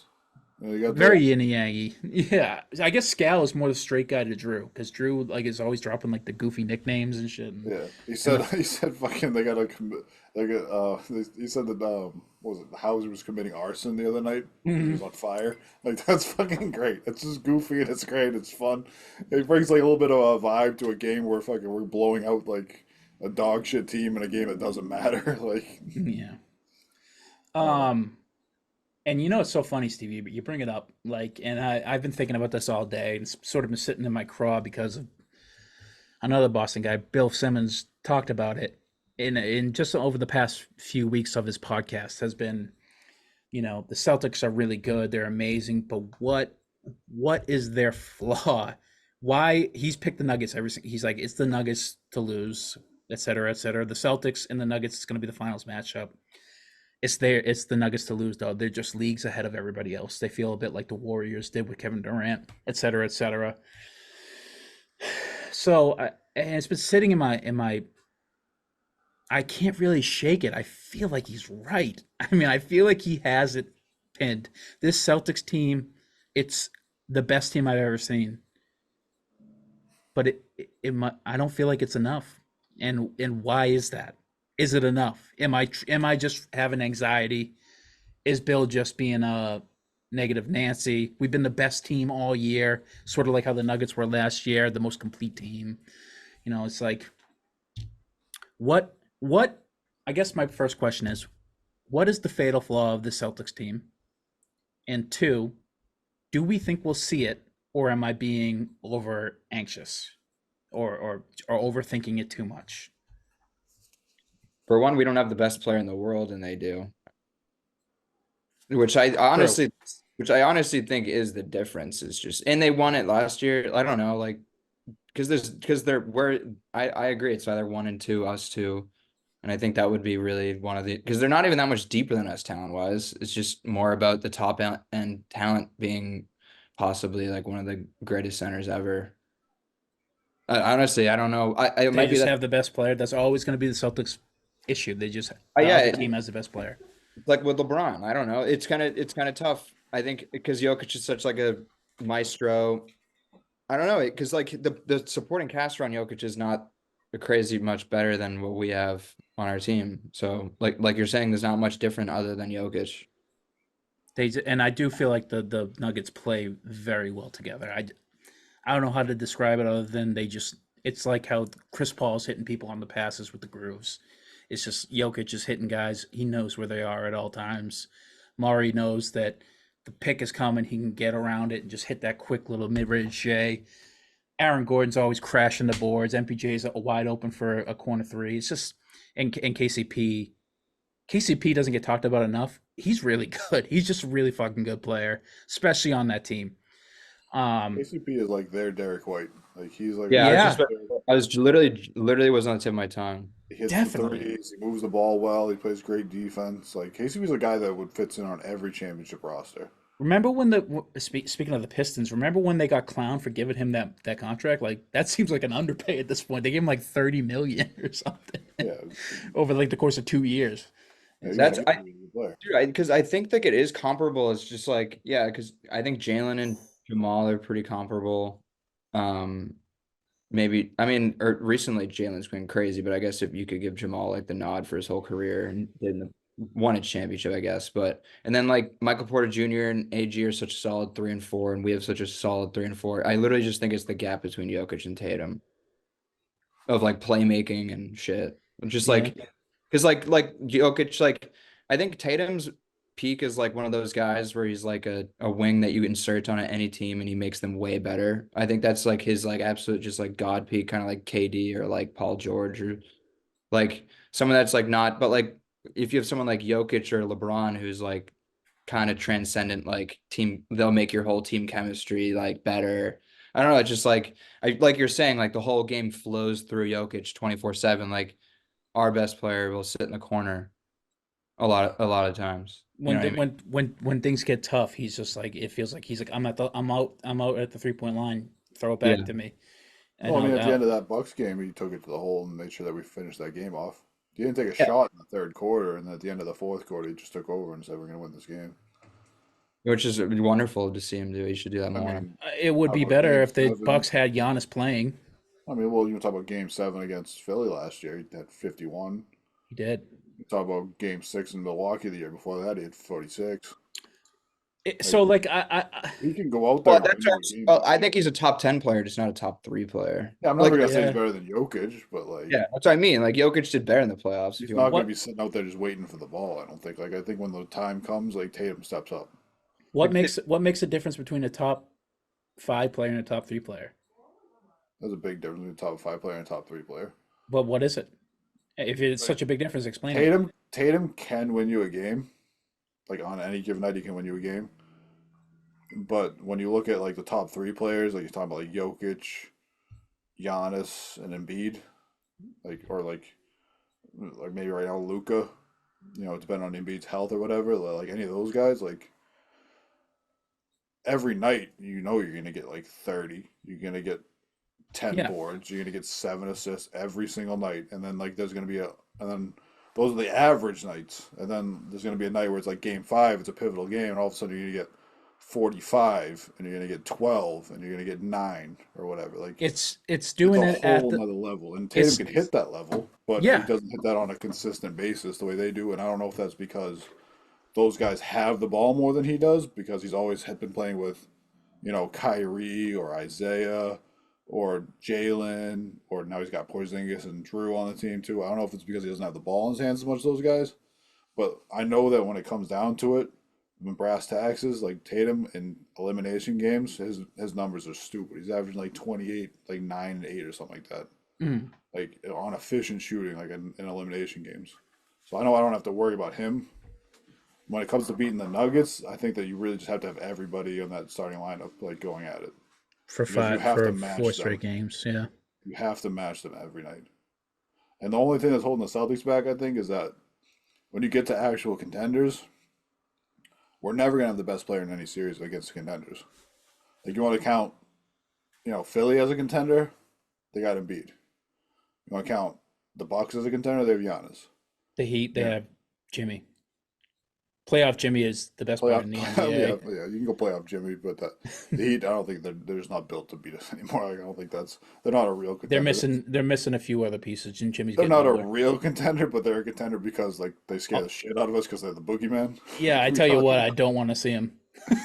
And then like Yeah. you go to like I don't know Cleveland. I guess we probably Cleveland and Tatum and Mitchell. I guess is like kind of a toss up. I think I'd probably still take Tatum at this point. Yeah, definitely. I don't think that's debatable.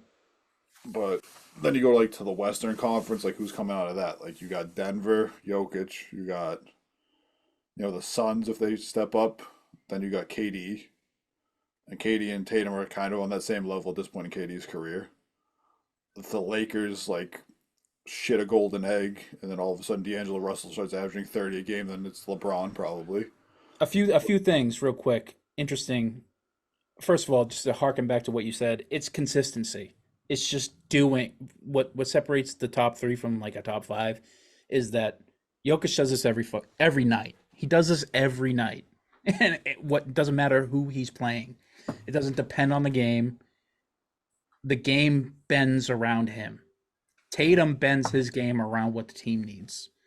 And I feel like that might be the Achilles heel. And I do think Tatum can achieve. I think if we could ever figure out how to run a point Tatum thing efficiently with this team, then I think nothing's going to hold him back from being the top 3 guy. Because I do think he possesses all the ability. I mean, yeah, he's 26, so He's 20. Yeah, exactly. He is still so young. It just feels like this is the NBA windows, man. They're so short and they shut so fast. If you don't, Ron was talking about it on this new podcast with JJ Redick. He said that like, look at what Tatum's done at 27. He said I didn't win the title till I was 28. yeah, Jokic didn't win one until he was 27. yeah. Like it's LeBron just didn't win one with his first team, which is kind of the issue. and yeah, I was gonna say Jokic did it pretty early. Like MJ was like 27 or 20, like 28 too. I feel like the weird ones are Kobe and Dwayne Wade, but they both played with Shaq. and like Magic, I think too. But yeah, like those guys are Tim Duncan. Like those guys already got those guys got like drafted onto like phenomenal teams like off the rip. Yeah, definitely. Which that's never going to happen again. Just with the way the lottery's set up. But and the second point I wanted to bring up is that you talked about Western Conference teams and like what teams are contenders, and you brought up the Nuggets, you brought up the Mavs, or did you bring up the Lakers? Who else did you bring up? Lakers. Well, I'm just saying like if something But crazy. you didn't bring up the Wolves or the Thunder, which are like. I'm saying if you face them, I'm saying like these are teams that you could face in the finals where Tatum wouldn't be the best player on the floor. If you face the Wolves, Tatum's probably over Ant. I think we I don't can. think there's a probably about it. Although Ant might disagree. Well, I mean, dude, Yeah. unless Ant sees Michael Jordan lined up against him, he's gonna say, "Hey, this guy's on the same level as me." Like, He's gonna be like, hey, Dad. yeah, it's like Ant's different. Like, I love that about Ant. He's never gonna be shy about it. And then like the Thunder, I guess you could put Shea up there with him because Shea's having a phenomenal season this year, but like Shea doesn't have the longevity and doesn't have the playoff experience that Tatum has. Yeah, is SGA a better player than Tatum? No, I don't think so. Jacob? His numbers are better, like offensively, but like if you look at look at both sides of the ball, like Tatum's like a much better defender. Shea's a fucking terrible defender. What do you Yeah. think? I don't know. It's just really, it's really hard because the defense, like Steve's saying, it's one of those. I feel like stats wise, it'd probably go to Shea, but yeah, impact wise, I don't know. Tatum's better. Yeah. Also, you could go by usage too, like your usage rating. Like everything goes through Shea every single time down the court. Like there's nobody else in that team it goes through. With Tatum, it's like it's going through D White, it's going through Drew, it's going through KP, it's going through JB. And Tatum's still averaging 27, like 8 and 6 or something like that this year. Yeah. It's just I don't know if I'm maybe an outlier here, and anybody else, please feel free to speak up. I just feel like something is sitting in the back. I've been having, and I talked to you guys on it in our text message, like this mounting anxiety in the playoffs, being like, okay, the wheat is getting separated from the chaff of the league. Like Tatum can average 30 points a game against Detroit, Toronto, the dregs, you know. But when it comes to nut cutting time, where you're playing the best of the best in the playoffs, you know, this is what we're here for. This is what we care about, and I'm nervous because I haven't seen him do it. And I'm not saying he can't do it, but I'm just saying I haven't seen him do it.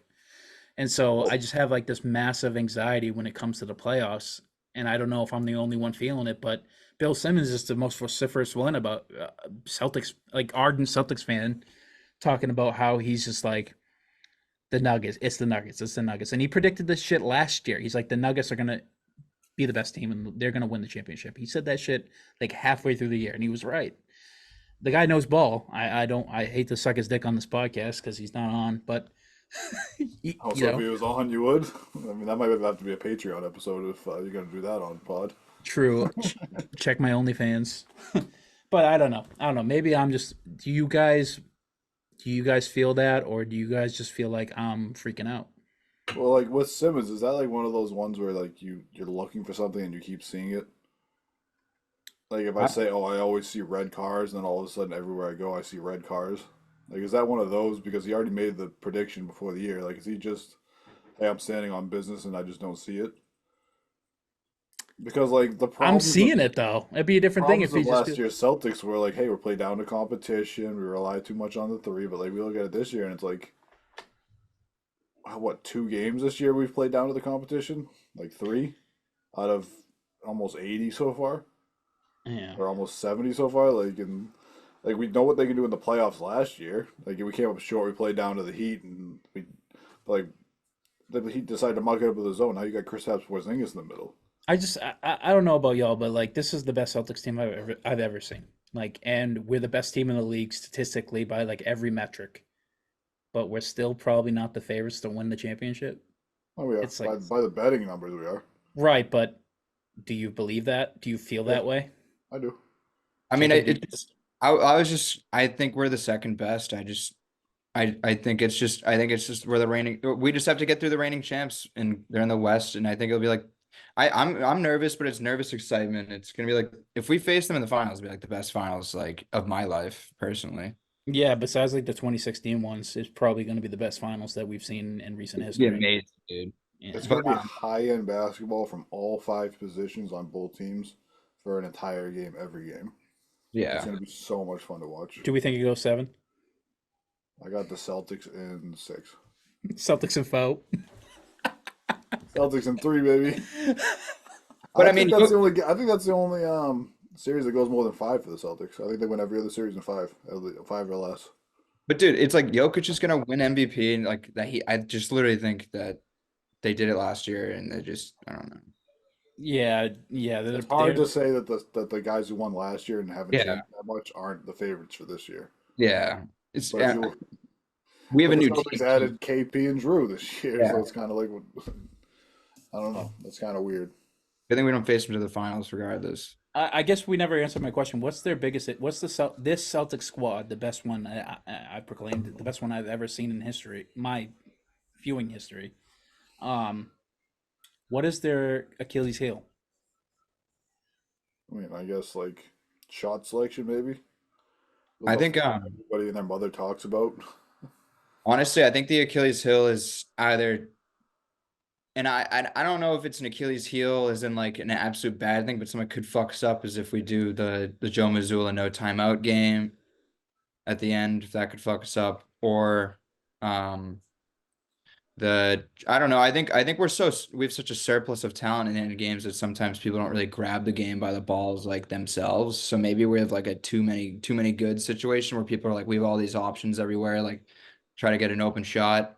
Whereas like someone with like Anthony Edwards, like when we face someone like the Timberwolves, I'm like way more scared of them in the clutch than us. Cause like I think like we have so many nice selfless guys on our team that are like, oh, all these open shots. They have like Anthony Edwards. It's like, I'm gonna fucking take this fucking shot. I guess like that's our Achilles heel. Like Yeah, you that every- saw it literally in the head-to-head matchup with the Timberwolves. Anthony Edwards said, "I'm taking this fucking shot." And, it was. I agree with that. I mean, Timberwolves are not a great example because I mean their fourth quarter offense is like one of the worst in the league for whatever reason. But I see what you're saying, Jacob. Where it's like, hey, this guy's our guy. Like, get him the ball. He's gonna go get you one. Where the Celtics are like, all right, well, we kind of gotta. We're worried about, oh, if I take this shot, is that bad? Like, should I be taking this shot? It's kind of like a little self doubt almost, a little second guessing on your shots. like everyone could take the shot. Everybody, yeah, like the guy who has the best clutch stats on the team is Derek White, but he's like your ball handler to set up the play when you have Jason Tatum, who's the best player on the team, and Jaylen Brown is the second best. So Is it just? Is it? I I'm see sorry, that. don't mean to interrupt. Go ahead. Like I see like you could second guess everything, like I guess to a point, but I feel like if we play our game and we like run our shit, then like you won't have to worry about the fourth quarter as much. Just keep running your offense. Like if we stop slowing the fucking ball down in the fourth quarter and in clutch time, like we're gonna be fine. Yeah, That's saw the some other shit part, like too. I saw some shit being like Tatum has like some of the worst fourth quarter stats out of all like the stars in the league. I think it was Colin Cowherd. He was saying some shit. I forget what it was. I fucking hate That's Colin just fucking. Cowherd. Hey, Celtics fans are the easiest to fucking piss off and get me clicks. So I'm gonna. And he gets away with it because he's like sort of a New England fan. He's a Patriots, so like he gets away with some of the shit, and he tries to become unbiased. But like it's just like, yeah, well, Tatum doesn't play a lot in the fourth quarter. I don't know if you've been watching, a lot of these games, but he's not really hanging around the fourth. He doesn't have to, and the game's not necessarily in the balances in the fourth with this team. We've lost 14 games. Like I definitely was really, really reaching for an Achilles heel. I literally basically said our Achilles heel is that we have too many good players. But this is what's important. sickest But Achilles heel of all that is time. something like too many chefs in the kitchen could fuck up the recipe. Like I know, just compared to other ones, other teams have like crazy ones. Like we have They have Trey. legitimate like Achilles heels. I think feel the like Suns. We talked about the Suns for like 20 minutes. Like they legitimately have to play Yusuf Nurkic in crunch time on defense, and we're like, yeah, but like we don't know if Drew Holiday or Derek White's gonna shoot the corner three. I don't know what to do. They only have shooting guards. what I think the answer is, what the Celtics Achilles heel is the Jokic Jamal Murray 2-man game. And I know that's a cop out, but like until you can figure that out, you're not going to win it. I mean, that's sweet. Like you run that 2-man game into the ground, but like They've done it. They beat us every single time with it this year. What they beat us with last time was the fucking dude. The Aaron Gordon shit's been outrageous this year, man. Well, that's true. Like the whole telepathic goddamn ooping to him, and oh my god, yeah, that's brutal. You can't have that two-man game's definitely improved this year. I don't think they even had to, but it seems like I've seen way more from them this year. Of like, wow, these guys seem like they just are in each other's heads. if you look at it, like the Celtics gave up 116 and like 120 in the two games, or like 108 in one of them or something like that. And like in one of the games, Jamal Murray and Jokic combined for like 89 points, like of like between assists and like scoring. And it's like I'll live with that. If that's what you want to do, like, sure, you guys can combine for 89 points and the rest of your team can score 13 without you guys, like, and we're just going to keep running our offense. Like, we're not going to get held under 112 points. Like, What's you're the not going to stop us. Like, who's guarding Tatum on that team? Like, who's Right. guarding Jaylen Brown on that team? fair enough? They I hid mean, Jokic on Drew Holiday in that second matchup, and at the end of the Jokic game, was they figured it Jokic was out. in those lanes, man. I tell you what, his defense doesn't get talked about enough. Like the way he can Well, just fuck shit up. oh, he's so smart, but like you're gonna put him, you're gonna hide him on Drew Holiday. Like Drew Holiday's a 64% corner 3-point shooter.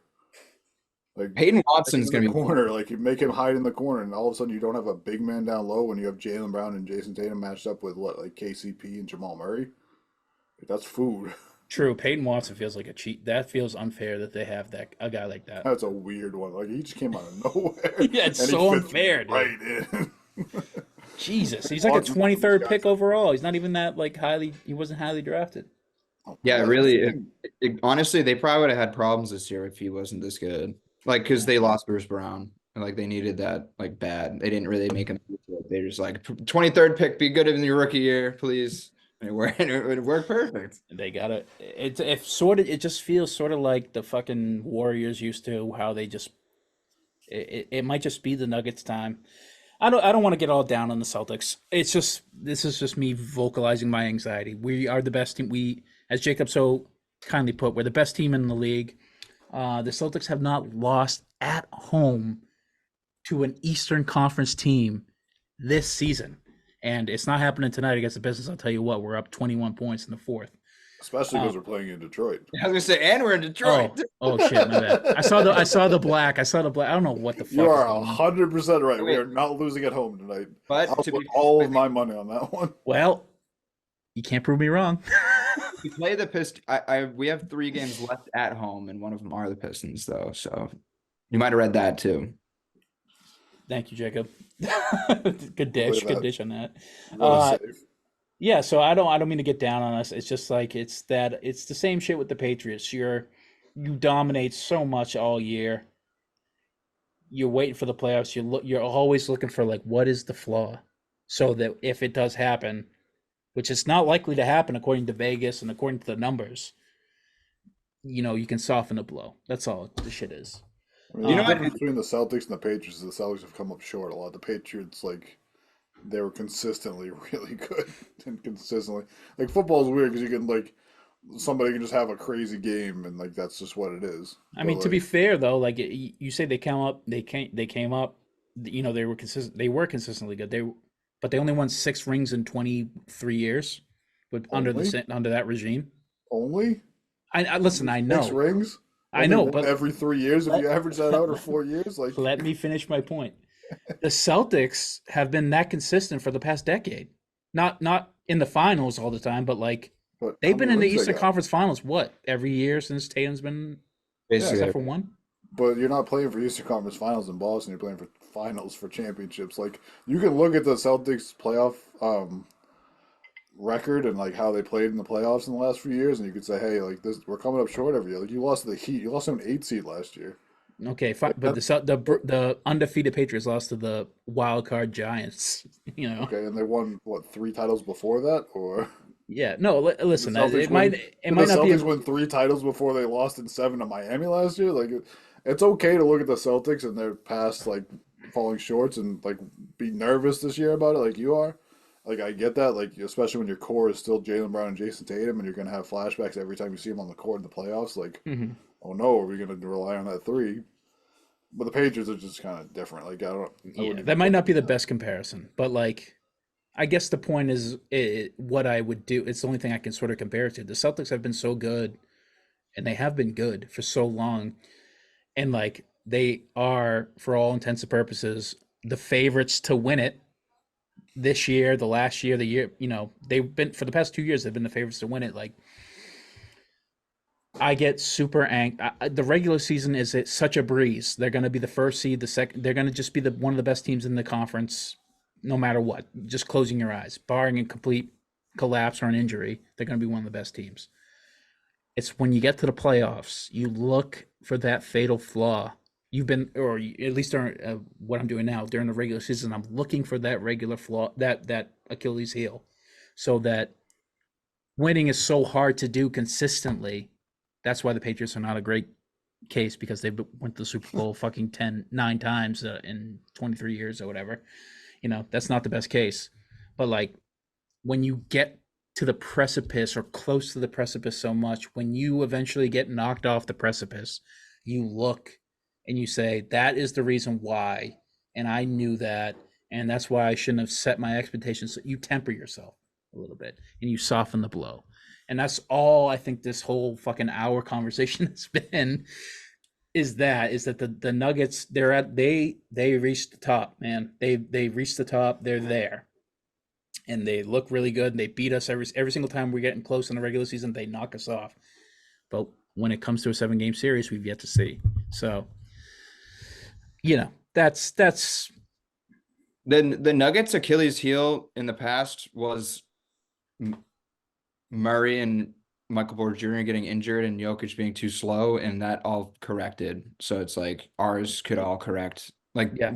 what their roster stayed the exact same, and they went up. So I think you're just an anxious sports fan, and I am too. Where you just I think every year I've ever watched this in the playoffs, I literally like have a knot in my stomach and I'm like fucking like shaking. I think regardless of how good we were, you'd be looking for an Achilles heel. Every single dude, I'm a Patriots season ticket holder. Every single Patriots game, even this year when they won 4 games, every single game, I'm like, they're gonna win. They're so good. Why are they? Wait. They're gonna lose. Like what? Why do they suck? Like it's just, I bite my nails. I'm just an anxious fan. I just want the best, and it's sort of the curse of living in the best sports city my whole life. Like, Well, one thing that the Patriots' downfall, obviously success difference aside, but they were a good team for a long time, and now you see how it feels when they're gone, and all the fans that were really pessimistic a lot are probably like, damn, maybe I shouldn't have been as just anxious. Maybe I should have enjoyed the ride. yeah, exactly. We were gonna suck anyways. The best case scenario, we were gonna maybe sneak into the playoffs. Like, it's whatever.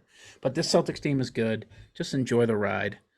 I get the Um, anxiety though. Like the past discrepancies I just want it for these definitely guys, man. fuel the anxiety. But this team, like I pointed out earlier, we're not blowing games against shit teams. Like we're actually closing out games for 7 up every single night, other than the outlier nights like the Bucks 40-point win against us and that Cleveland game where we stopped playing. Clippers. Like there's only been like what, like 3, 4 bad losses, and we only have 14 total. Like every team has bad losses. Yeah, Yeah. it's been a breeze of a regular season, man. I've never seen anything like this as a Celtics fan. This team Outside is of 2008, but I really wasn't aware fully. no, I wasn't. But that's all Before the playoff. Cavs thing, we were like dead last in giving up leads. Yeah. Like I don't know if that changed, but we were literally 30th in the league into giving up leads. I mean, when you live around here, if you fucking blow a lead, then it's like the end of the fucking world because they don't have anything else to say about the Celtics and they only want to talk negative shit. Well, honestly, the anxiety too is fueled by just the nature of basketball right now, where like a 15-point swing could happen in fucking any second. Like three. Yeah. 90-point lead is a fucking not even a lead anymore. In the Exactly. 90s, if It you doesn't had a even have to be 20-point your lead, it's a best player. blowout. You can Yeah, have fucking Dean Wade Exactly. Yeah. to Anyone take your could lead nuke it. away. Everyone's too talented and everyone shoots too much now. And literally the game is never secure. So that definitely adds to it. The evolution of the three is really just like taking over. Like, there's no lead that's really safe anymore. We've seen them all go, even in big situations, we've seen like 20-point games we fucking did that last year, right? God, last year especially, yeah. Didn't we like Every other fucking game, fucking Yeah, didn't we do that to like the 25. Sixers? Like I think we did that to the Sixers like fucking twice. The Nets. We did it for the Nets. The fucking Nets, dude. I was Oh my at that God. fucking game. Too. Yeah, you were. It's for your birthday. I was at that game last year. I went to the fucking Clippers game this year in the Garden. We got fucking blown out too. Oh my God. Next time you go to a Celtics game, first of all, don't go during the playoffs. Second of all, let me know so I can bet against you. What kind of fucking Yeah, money stay you away. think I got going to a playoff Celtics game? Jesus Christ. I went to one last year. Game 2, they lost. But whatever, The Maybe year we all before have I went to maybe the Bucks game where Grant Williams fucking went off against the Bucks. The Well, that's- 7-3s, game 7? Yeah. No, it was 6, right? No, 7. It Yeah. was one. I think he had like 27 or 26 total though points. He went off. I can't remember, but it was one of those games. It wasn't game 7. I have never been to a game 7, but we destroyed the Bucks that game. Yeah, fucking. The only other game I went to last year was the Hawks game, the last game of the season where no starters played. and Pritchard had a 30-point triple-double, and he was hunting it the whole fourth quarter. He was I went to blown by guys for layups, and he was trying to dump it off to Luke Cornett and shit. Your favorite. Do you think Um, who do you but think has that sort of like Grant Williams or like Kelly Olynyk versus the Wizards type game this year? I think it's Pritchard. Yeah. yeah, I actually, Hauser Go just ahead, does guys. the 10 threes thing. Yeah, it could be Hauser too. Hauser's threes make a big difference, but I think Pritchard, can get you some assists too. Yeah. I think that if Hauser starts getting hot from three, they're gonna start running him off the three, and I think he can start setting guys up too. He's been having some great assist games lately, and he's not scared of the moment either. He loves it. Yeah. we've No, we've great. talked so much about the negativity here, but like we haven't talked enough about guys like Pritchard and JB like having their best seasons like ever. Like they've really taken like steps to be D-White really having a good this great year. season. Like D-White's had a couple 30-point games this year. Yeah, but I feel like we all kind of expected D White to step out this year after Marcus was gone, Not and that much though. Not he's for just. 20-point triple doubles and I 30-point guess. games. Like 30-point games when Jalen and Jason were both playing. But did you ever think Jalen Brown would, for an extended period of time, basically for the latter half of the season, be the best player on the team? Did you ever think that? Because I didn't. I did. I saw that from him. He No? gets on runs where that three just starts falling and he's unstoppable because of his athleticism. His playmaking has jumped out the fucking roof this year. Well, I tell you what, Steve, I'll give you bonus points for being clairvoyant, knowing that the minute Ramadan hit, Jalen Brown would be the best player on the team. Fucking guy's unbelievable and during Ramadan. He's coming right back into the game right now in a game where you're up by fucking 18. Close the Like shit out. the Tatum and Brown thing is interesting because I saw something. The whole like Brown being better thing is just a feel thing though, because Tatum has better stats and that Yeah. it's Yeah, it's that's what I mean. Like, it's all feel because I put this here in the last 5 games, like you'd think that Jalen would be blowing Tatum out of the water, and Tatum has 30 per game in the last 5 games. yeah, Tatum has more points, more assists, and more rebounds per game than Brown in the last 5 games. But then we're looking at the game going, Jalen Brown's taking over this game. Yeah, so it's tough. I feel like Tatum gets shit on so much nowadays. Like He's, Yeah, we yeah, don't he's super we don't underappreciated. celebrate him at all, and we celebrate everyone else right now. It feels Yeah, it's crazy. It's because we expect it from Tatum, and it's like we expect like all the hate for Jalen Brown is like creeped into our brains. Like, your guy can't dribble left. Then all of a sudden it's like a 30-point game, and it's like, He's oh, killed, dude. it's He's great. killed all those demons. I really can't think of a flaw in his game outside of the free throws and clutch. he's way better at defense. His defense, dude. Like, I mean, I know Damian went off for fucking like 31 or whatever it was, but like his defense on Dame was unbelievable. Like, But, like, Dame he was make- just hitting the toughest shots, and him and Tatum were both making him take incredibly difficult shots, and he was just making Yeah. them. For a 7-game series, if you're going to defend him like that, then like we're going to be fine, because he's not going to have those shooting nights four nights out of 7. Yeah, true. Lillard's never done that ever actually in his career. He's like never actually been that consistent in the playoffs once. I'm not that scared of Lillard at all in the playoffs. No, the Bucks don't scare me more. The Heat scare me the most. Like think other than specific shots, like think of like time, like other than the first round and like buzzer beaters, like I don't know, no Damian Lillard, like wow, he's gonna take over. Like he has like a clutch idea, but like it's just first round stuff. And If you notice, Doc subbed him out in the last 30 seconds of that game too, just because he's such a liability on defense. He knows that Doc knew that we were gonna abuse that matchup. You can't wait. If Yeah. you're the type of player who's getting subbed out in the last 30 seconds, like you don't truly scare me. Yeah, but I mean, like Steph Curry gets subbed in the last 30 seconds of games too. But I've seen Because you Steph have Curry the play timeouts to defense put him back in. in the finals to just like I know that guy can play defense. Yeah, but if you had multiple timeouts at the end of the game like Doc had, and it was close like that, then yeah, you're gonna take him out during the free throw and take the timeout to get him back in, because Fair you know, enough. why wouldn't you? but also we're talking about a coaching decision by Doc. Might have been the bad move. True. Maybe he stayed in the game. And True that. we're talking about a Doc coaching decision. I don't think that's the right move. Doc Rivers is on record saying that if you run a zone, that means you can't guard anybody in the NBA, and they ran a zone against the Celtics the other night. Well, to be fair, nobody can fucking guard us. Everybody's good. Everybody can play ball. It fucking worked too, which is annoying. It fucking worked. It shouldn't have Yeah, worked. But you it saw the fucking Heat worked. do that to us last year in the playoffs. Fucking Not killed this year us. though. They didn't do it this in the regular season. Any other topics you want to talk about on the Celtics specifically before we jump to the end of the league? This has been a long one already, but I mean, come on, we're coming down to the end of the year here. Yeah, usually people come down to the end of the year and they give you a fucking short one because the Celtics are so boring to talk about. Not us though. No, we're looking ahead. We're playing 3D chess with everybody else. Built different over here at the Banner Report. We're soaking in this great season. Yeah. I like soaking. Soaking's fun. Shout out to the Mormons. Shout out to BYU. Only No, they three. lost it. They just got kicked out of the tournament. Yeah, not shout out to BYU. Duquesne, heard shout out that. Duquesne. Lots of sad soaking. I threw Never a bet bet on on them. them. I responsibly bet $20 on them, and DraftKings with boosted odds won me like $80. Mint. No sad soaking for Cody over there. Lots of happy soaking. Yes. I'll come do the jumping on the bed for you, bud. We'll figure it out.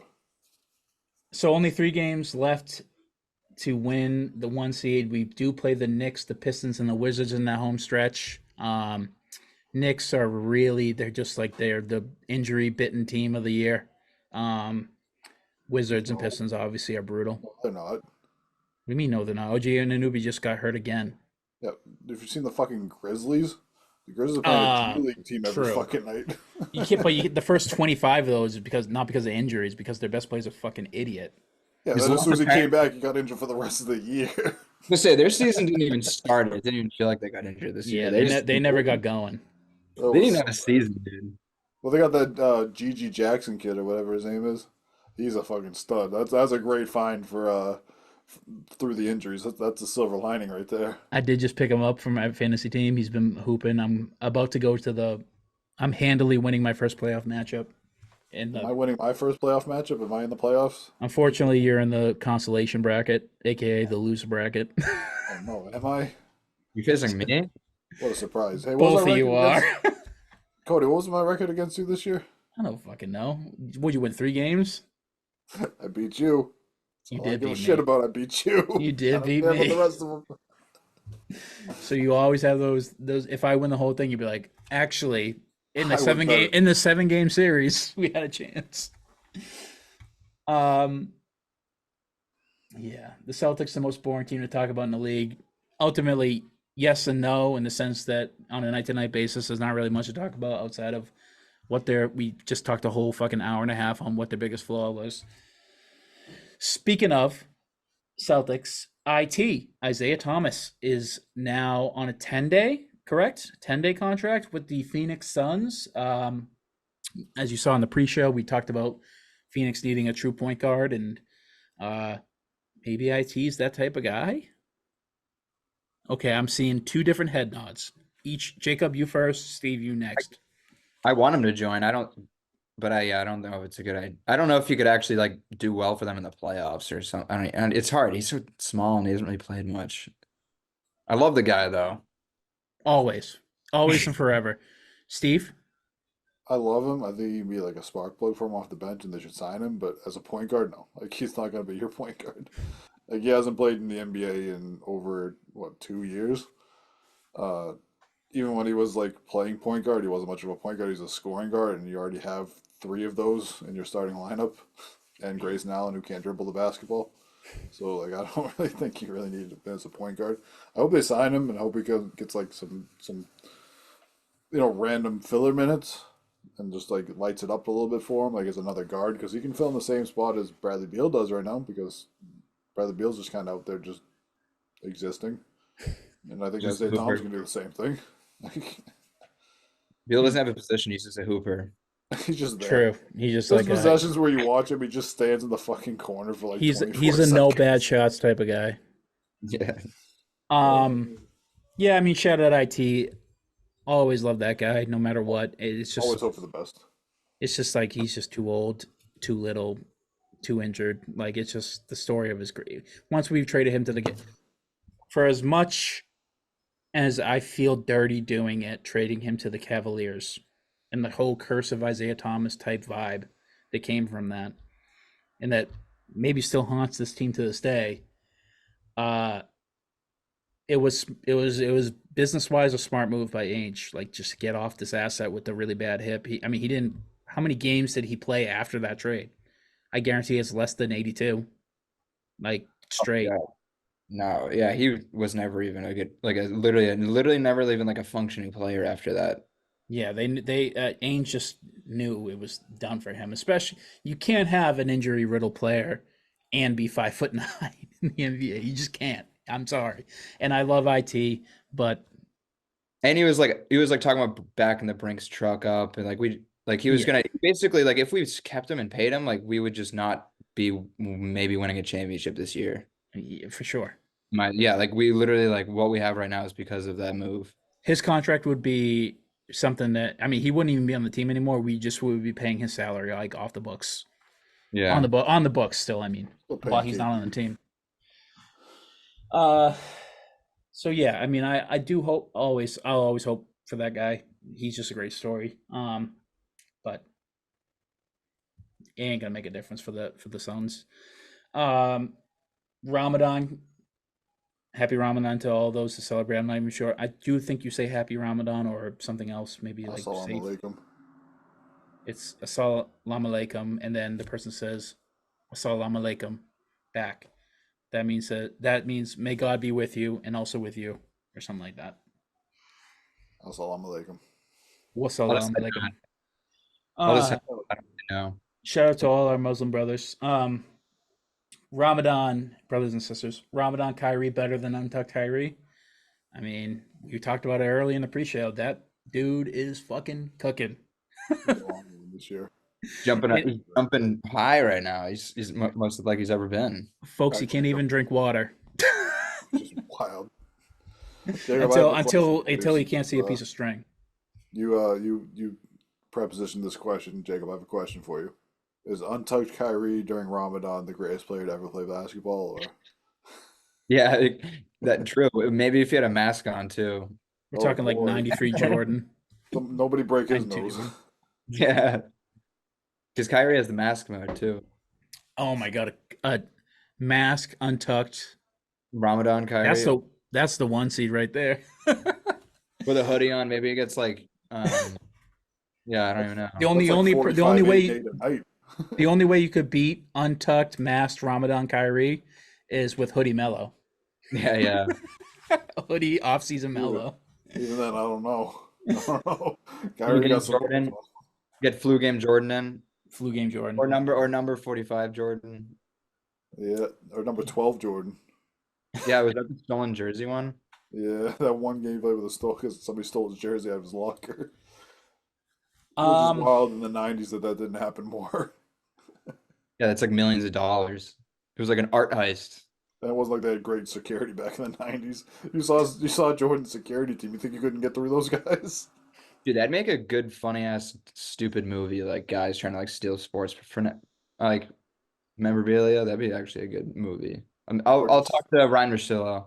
what would actually make it funny is when OJ strong arm robbery a casino for his memorabilia back, and that's why he went to prison. That would actually be a good movie. Out of all the things that he did, that's why he went to prison. Instead of having Cuba Gooding Jr. play him in like California versus OJ or whatever, like you have him play him in the fucking Las Vegas or Nevada versus OJ.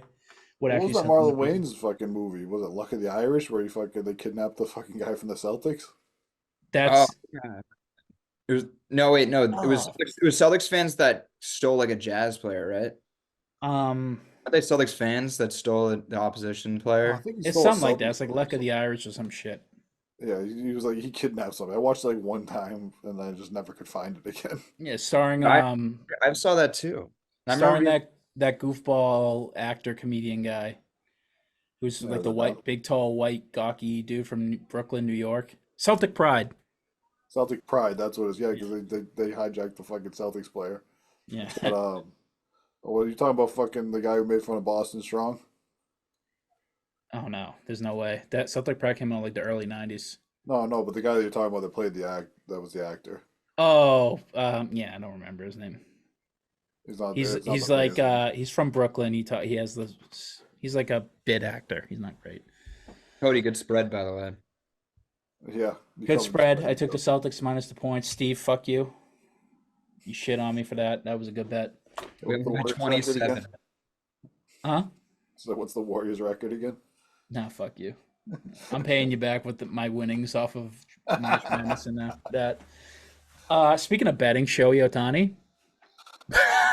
Yeah, you guys know about this one. I don't know anything about this I don't know one. anything about it, but it's pretty obvious that he like bet on sports and he framed his interpreter who got Yeah. fired for it.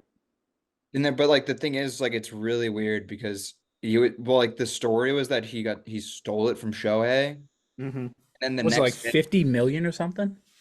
it was No, some it's like crazy four and thing. a half million or something like that. Yeah, and it just doesn't make sense that the interpreter has control of his account. But and then also it was really the weirdest part about it actually is that the day after neither were suspended yet, and they were like friendly in they were like best friends in the on the bench. So it's like, dude, this guy obviously didn't just steal $4 million from you. Like they were $1 is so like much. he was working for him the next day, and Yeah. then then they like put the hammer down now. They're like, hey, somebody has to take the fall. The Yeah. Dodgers like somebody has to take the fall. It could be you and you're gone for the season, or it could be this guy and he's out of there Otani's for. gonna be like, take the fall for me, and I'll make your family rich for fucking ever. It's not Yeah, like the guy's he going to probably like like I'll pay real you fucking double what jail. you stole or what Yeah. you allegedly stole. I'll pay you half of the White collar 700 prison million. anyways. Like Huh? he's going to white collar prison anyways. There's no prison. It's not a It's crime. illegal gambling. You're not legal to gamble in California. Oh, fair Yeah. enough. He's gonna go to jail for it. So like he's gonna go to white collar prison. He's not gonna go to like Yeah, but murderous prison. what's the crime for illegal gambling? Well, I think he'd actually just he'd probably be deported too. Like, because I don't even think he's an Yeah, American. that's probably the most serious He crime gets actually. deported and sent to fucking jail in like Japan though. Yeah. That's where Joey is from, right? Japan. Yeah. That's way worse than America because in Japan it's like you're like they think you're like a terrible fucking person and like you're cut off from society because you went to jail at some point. Like they're crazy over there. You think It's you not think that the you jail's think terrible. It's he's like most dishonored, dude? dude, like fucking people kill themselves at fucking work. They put up fucking at the high rises. They That's put in fucking China, nets so dude. people don't Get jump your off. cultures right. Oh shit, my bad. Yeah, no, just send them to fucking jail in Japan. I'm sure it's probably way better than fucking white collar American prison where you get fucking 3 square meals a fucking day and play basketball on the fucking court for an hour and a half a day. Eat a fucking dick. I'd love to go to fucking white collar prison. Are you Oh, fucking definitely. kidding me? I mean, listen, if I had my choice, if I'm going to fucking Pelican Bay or if I'm going to fucking wherever the Wolf of Wall Street went, Fuck, I'm fucking going send with me the to Wolf white of collar Wall prison, dude. I worked fucking 15 and a half hours yesterday. This shit's fucking cake. Dude, this guy's gonna be hated in Japan because Shohei's like the Superman god there right now, or he's like their Michael Jordan. So it's like, He's probably still cool with Shohei. He's probably like fuck that shit. Like I don't care. Like I'm a the, millionaire now. but this could suspend Shohei too. Like even if Well, that's true. like If they find a link, yeah. yeah, like he might get fucked. I don't think this is the end of the story. No, well, because the story's obviously not real, like, what we're being told. None of it makes sense. Like you like it's kind of weird. Like we're obviously something different is gonna come out. Yeah, definitely. It's some wacky shit. It's like It is it also gonna be like a Michael Jordan scenario where Shohei's just like, actually, I want to go play fucking hockey for a year. Go play basketball. I'm gonna go do the reverse Michael Jordan.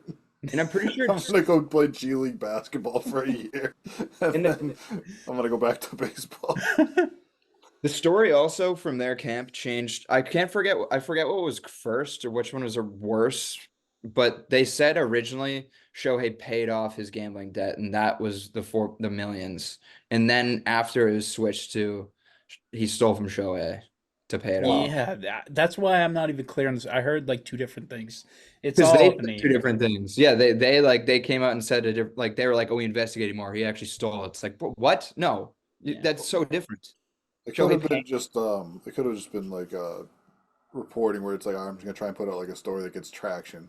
Or I'm Yeah. gonna say that Shohei Ohtani was paying off gambling debts or whatever. Like that gets a lot more traction than somebody stole from Shohei Ohtani. I don't know, man. If any sport's gonna take this shit seriously, it's probably baseball. Yeah, I mean they kept Pete Rose out of the Hall of Fame, so But they're like they enforce their steroid policies and all that too. those Like fucking weirdos. Fuck the baseball Raiders. It's because there's a weird link between like baseball and law. Like there's a strong I mean, the Mitchell report was a federal investigation into steroid use. Like it wasn't just baseball being like, we're investigating steroid use in baseball and we're going to suspend the people. It was a fucking congressional hearing on Didn't they if. do that for the fucking Deflategate too? No, that was a courtroom hearing, but that was something related to a contract issue. It was a contract law issue. They changed it. Sort of similar.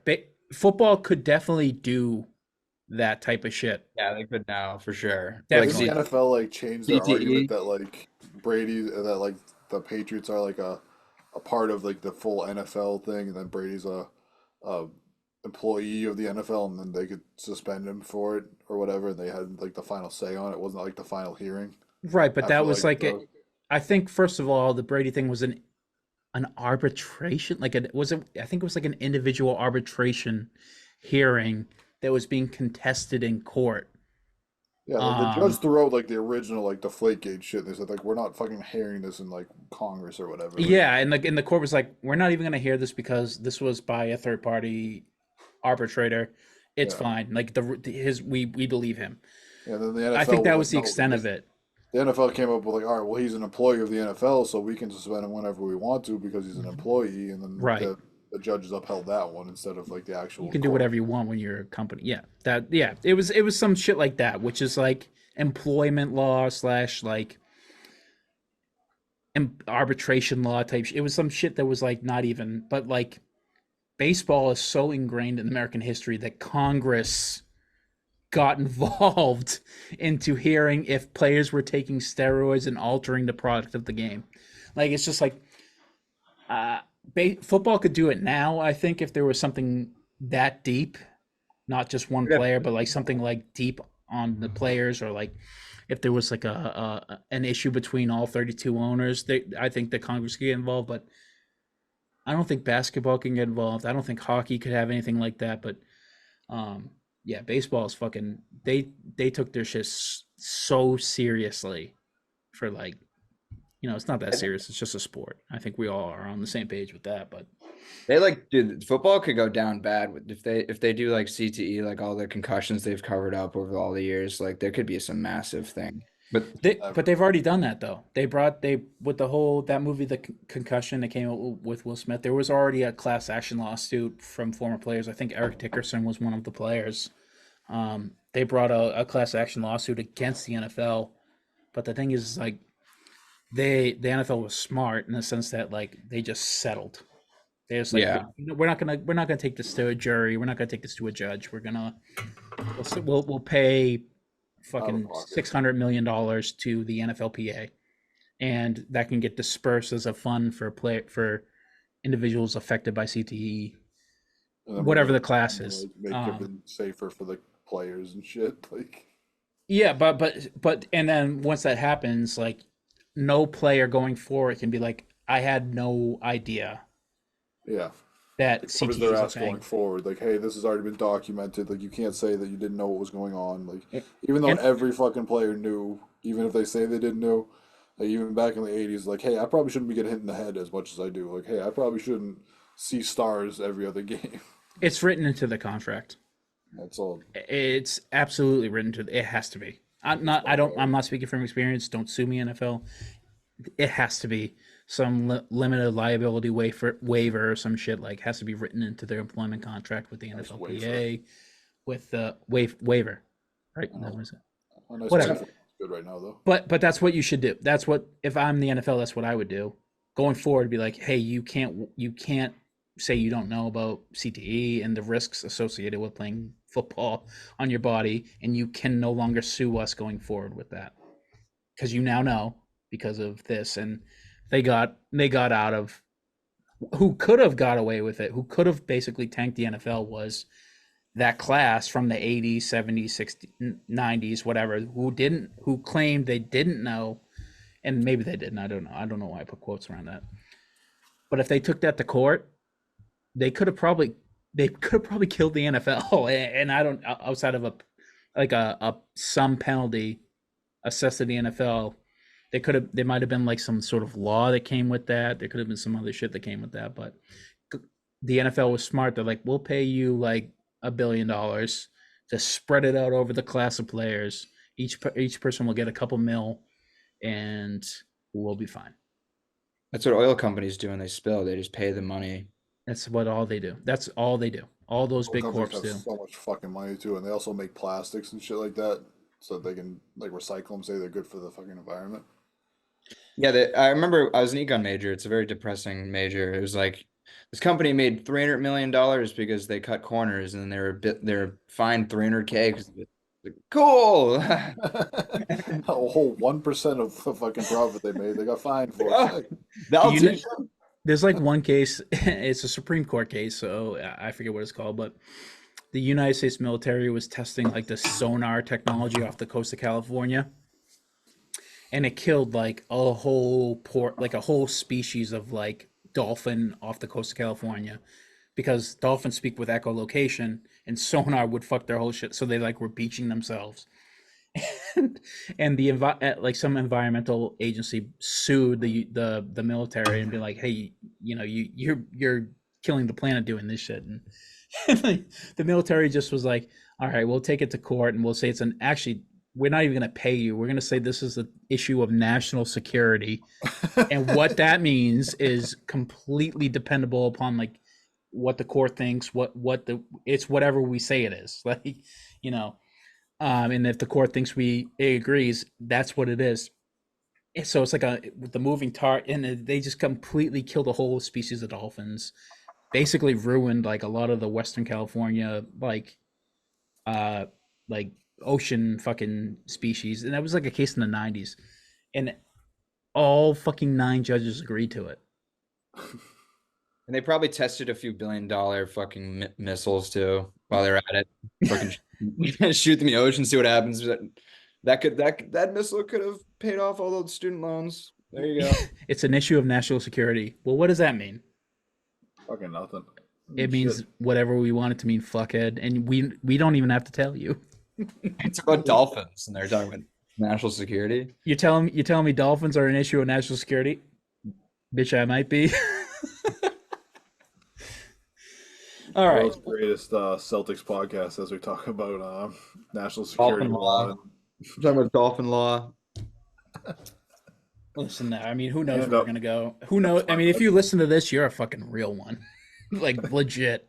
But you might have learned something, and that's what's cool. What's up, Aaron, my girlfriend? What's up? Chance in hell you learned anything. What's up, Stacia? I forget the name of the case, but you read it in constitutional law. I'm a Cali Award recipient of constitutional law from New England Law Boston. Look me up. I'm on the database. That's fucking built different. There you go. You can look me up on the FMCSA, I believe. You're definitely on a database somewhere. You got a Class D, right? Class A. A. Okay. You have a Class D. Class D is the one everybody has, yeah. No, not everybody. Only people that know how to drive. Okay. Not the people out of Brockton who they just gave fucking licenses to. True. Fair enough, Steve. You're right. You don't always have to be able to drive to have a license. There's also another one where fucking stadies were getting bribed and they're giving away commercial licenses to people that drive like tractor trailers and Class B trucks. That is. I'm gonna say allegedly on that. No, they got found guilty. There was like text messages and everything like that. Like, oh shit. Okay. It's bad. Redacted allegedly. That's scary because like that's like a tractor trailer with like nothing in it is like 38,000 pounds. Like your Toyota Corolla is 2,000 pounds. Yeah, it's so dangerous. I have about 200 pounds worth of fucking bird shit on the roof of my Corolla right now. I have to get it washed tomorrow morning. About 280 pounds of bird shit sitting in the fucking driver's seat of my tractor trailer, but that's a different one. Ew, dude. What the fuck? You got a parrot sitting on your shoulder? Talking about me. Oh. Just a pile of shit driving. Wake up, rookie. Like the first time you hear one of my jokes or what? All right, let's fucking wrap it up. I am fucking parrot. I just repeat whatever you guys fucking say. Let's put these people out of their misery. The Celtics win. They are now 56-14. They win 129 and 102 in Detroit. 2 more wins and they clinched the 1 seed. This has been the Banner Report. I've been Cody. That's been Jacob. That's been Steve. Boys, any final messages? It's been a long one. If you listen, like I said, you're a real one. We appreciate you. I feel like only Stacya's here at this point, and Stacia, Hopefully. shout out. You're the bedrock of this show. Shout out to my cousin Kai if he's working out and fucking listening to this bullshit. Shout out to cousin Kai. Shout out to my dog Kai. Shout out Jacob's girlfriend over there. Shout out to Jacob's girlfriend. Shout out to Kimmy. But Jalen. Shout Jalen's My girlfriend. They just don't listen to fucking none of this. Shout out shit. to Jalen. Who? Jalen Brown. I don't know. He's just talking. He must have the best game. Shout out Jalen. Shout out Jason. Shout out to the entire Celtic squad, the Stay Ready squad. Shout out Big to Joe fans of our Maz. podcast. They love listening. They listen every night, and that's why they play so well. Listen, we might not be the most statistically based. We might not be the most analytical, the most cogent, the most put together, but fuck it. If I don't, we are the three biggest Celtics fans that I know.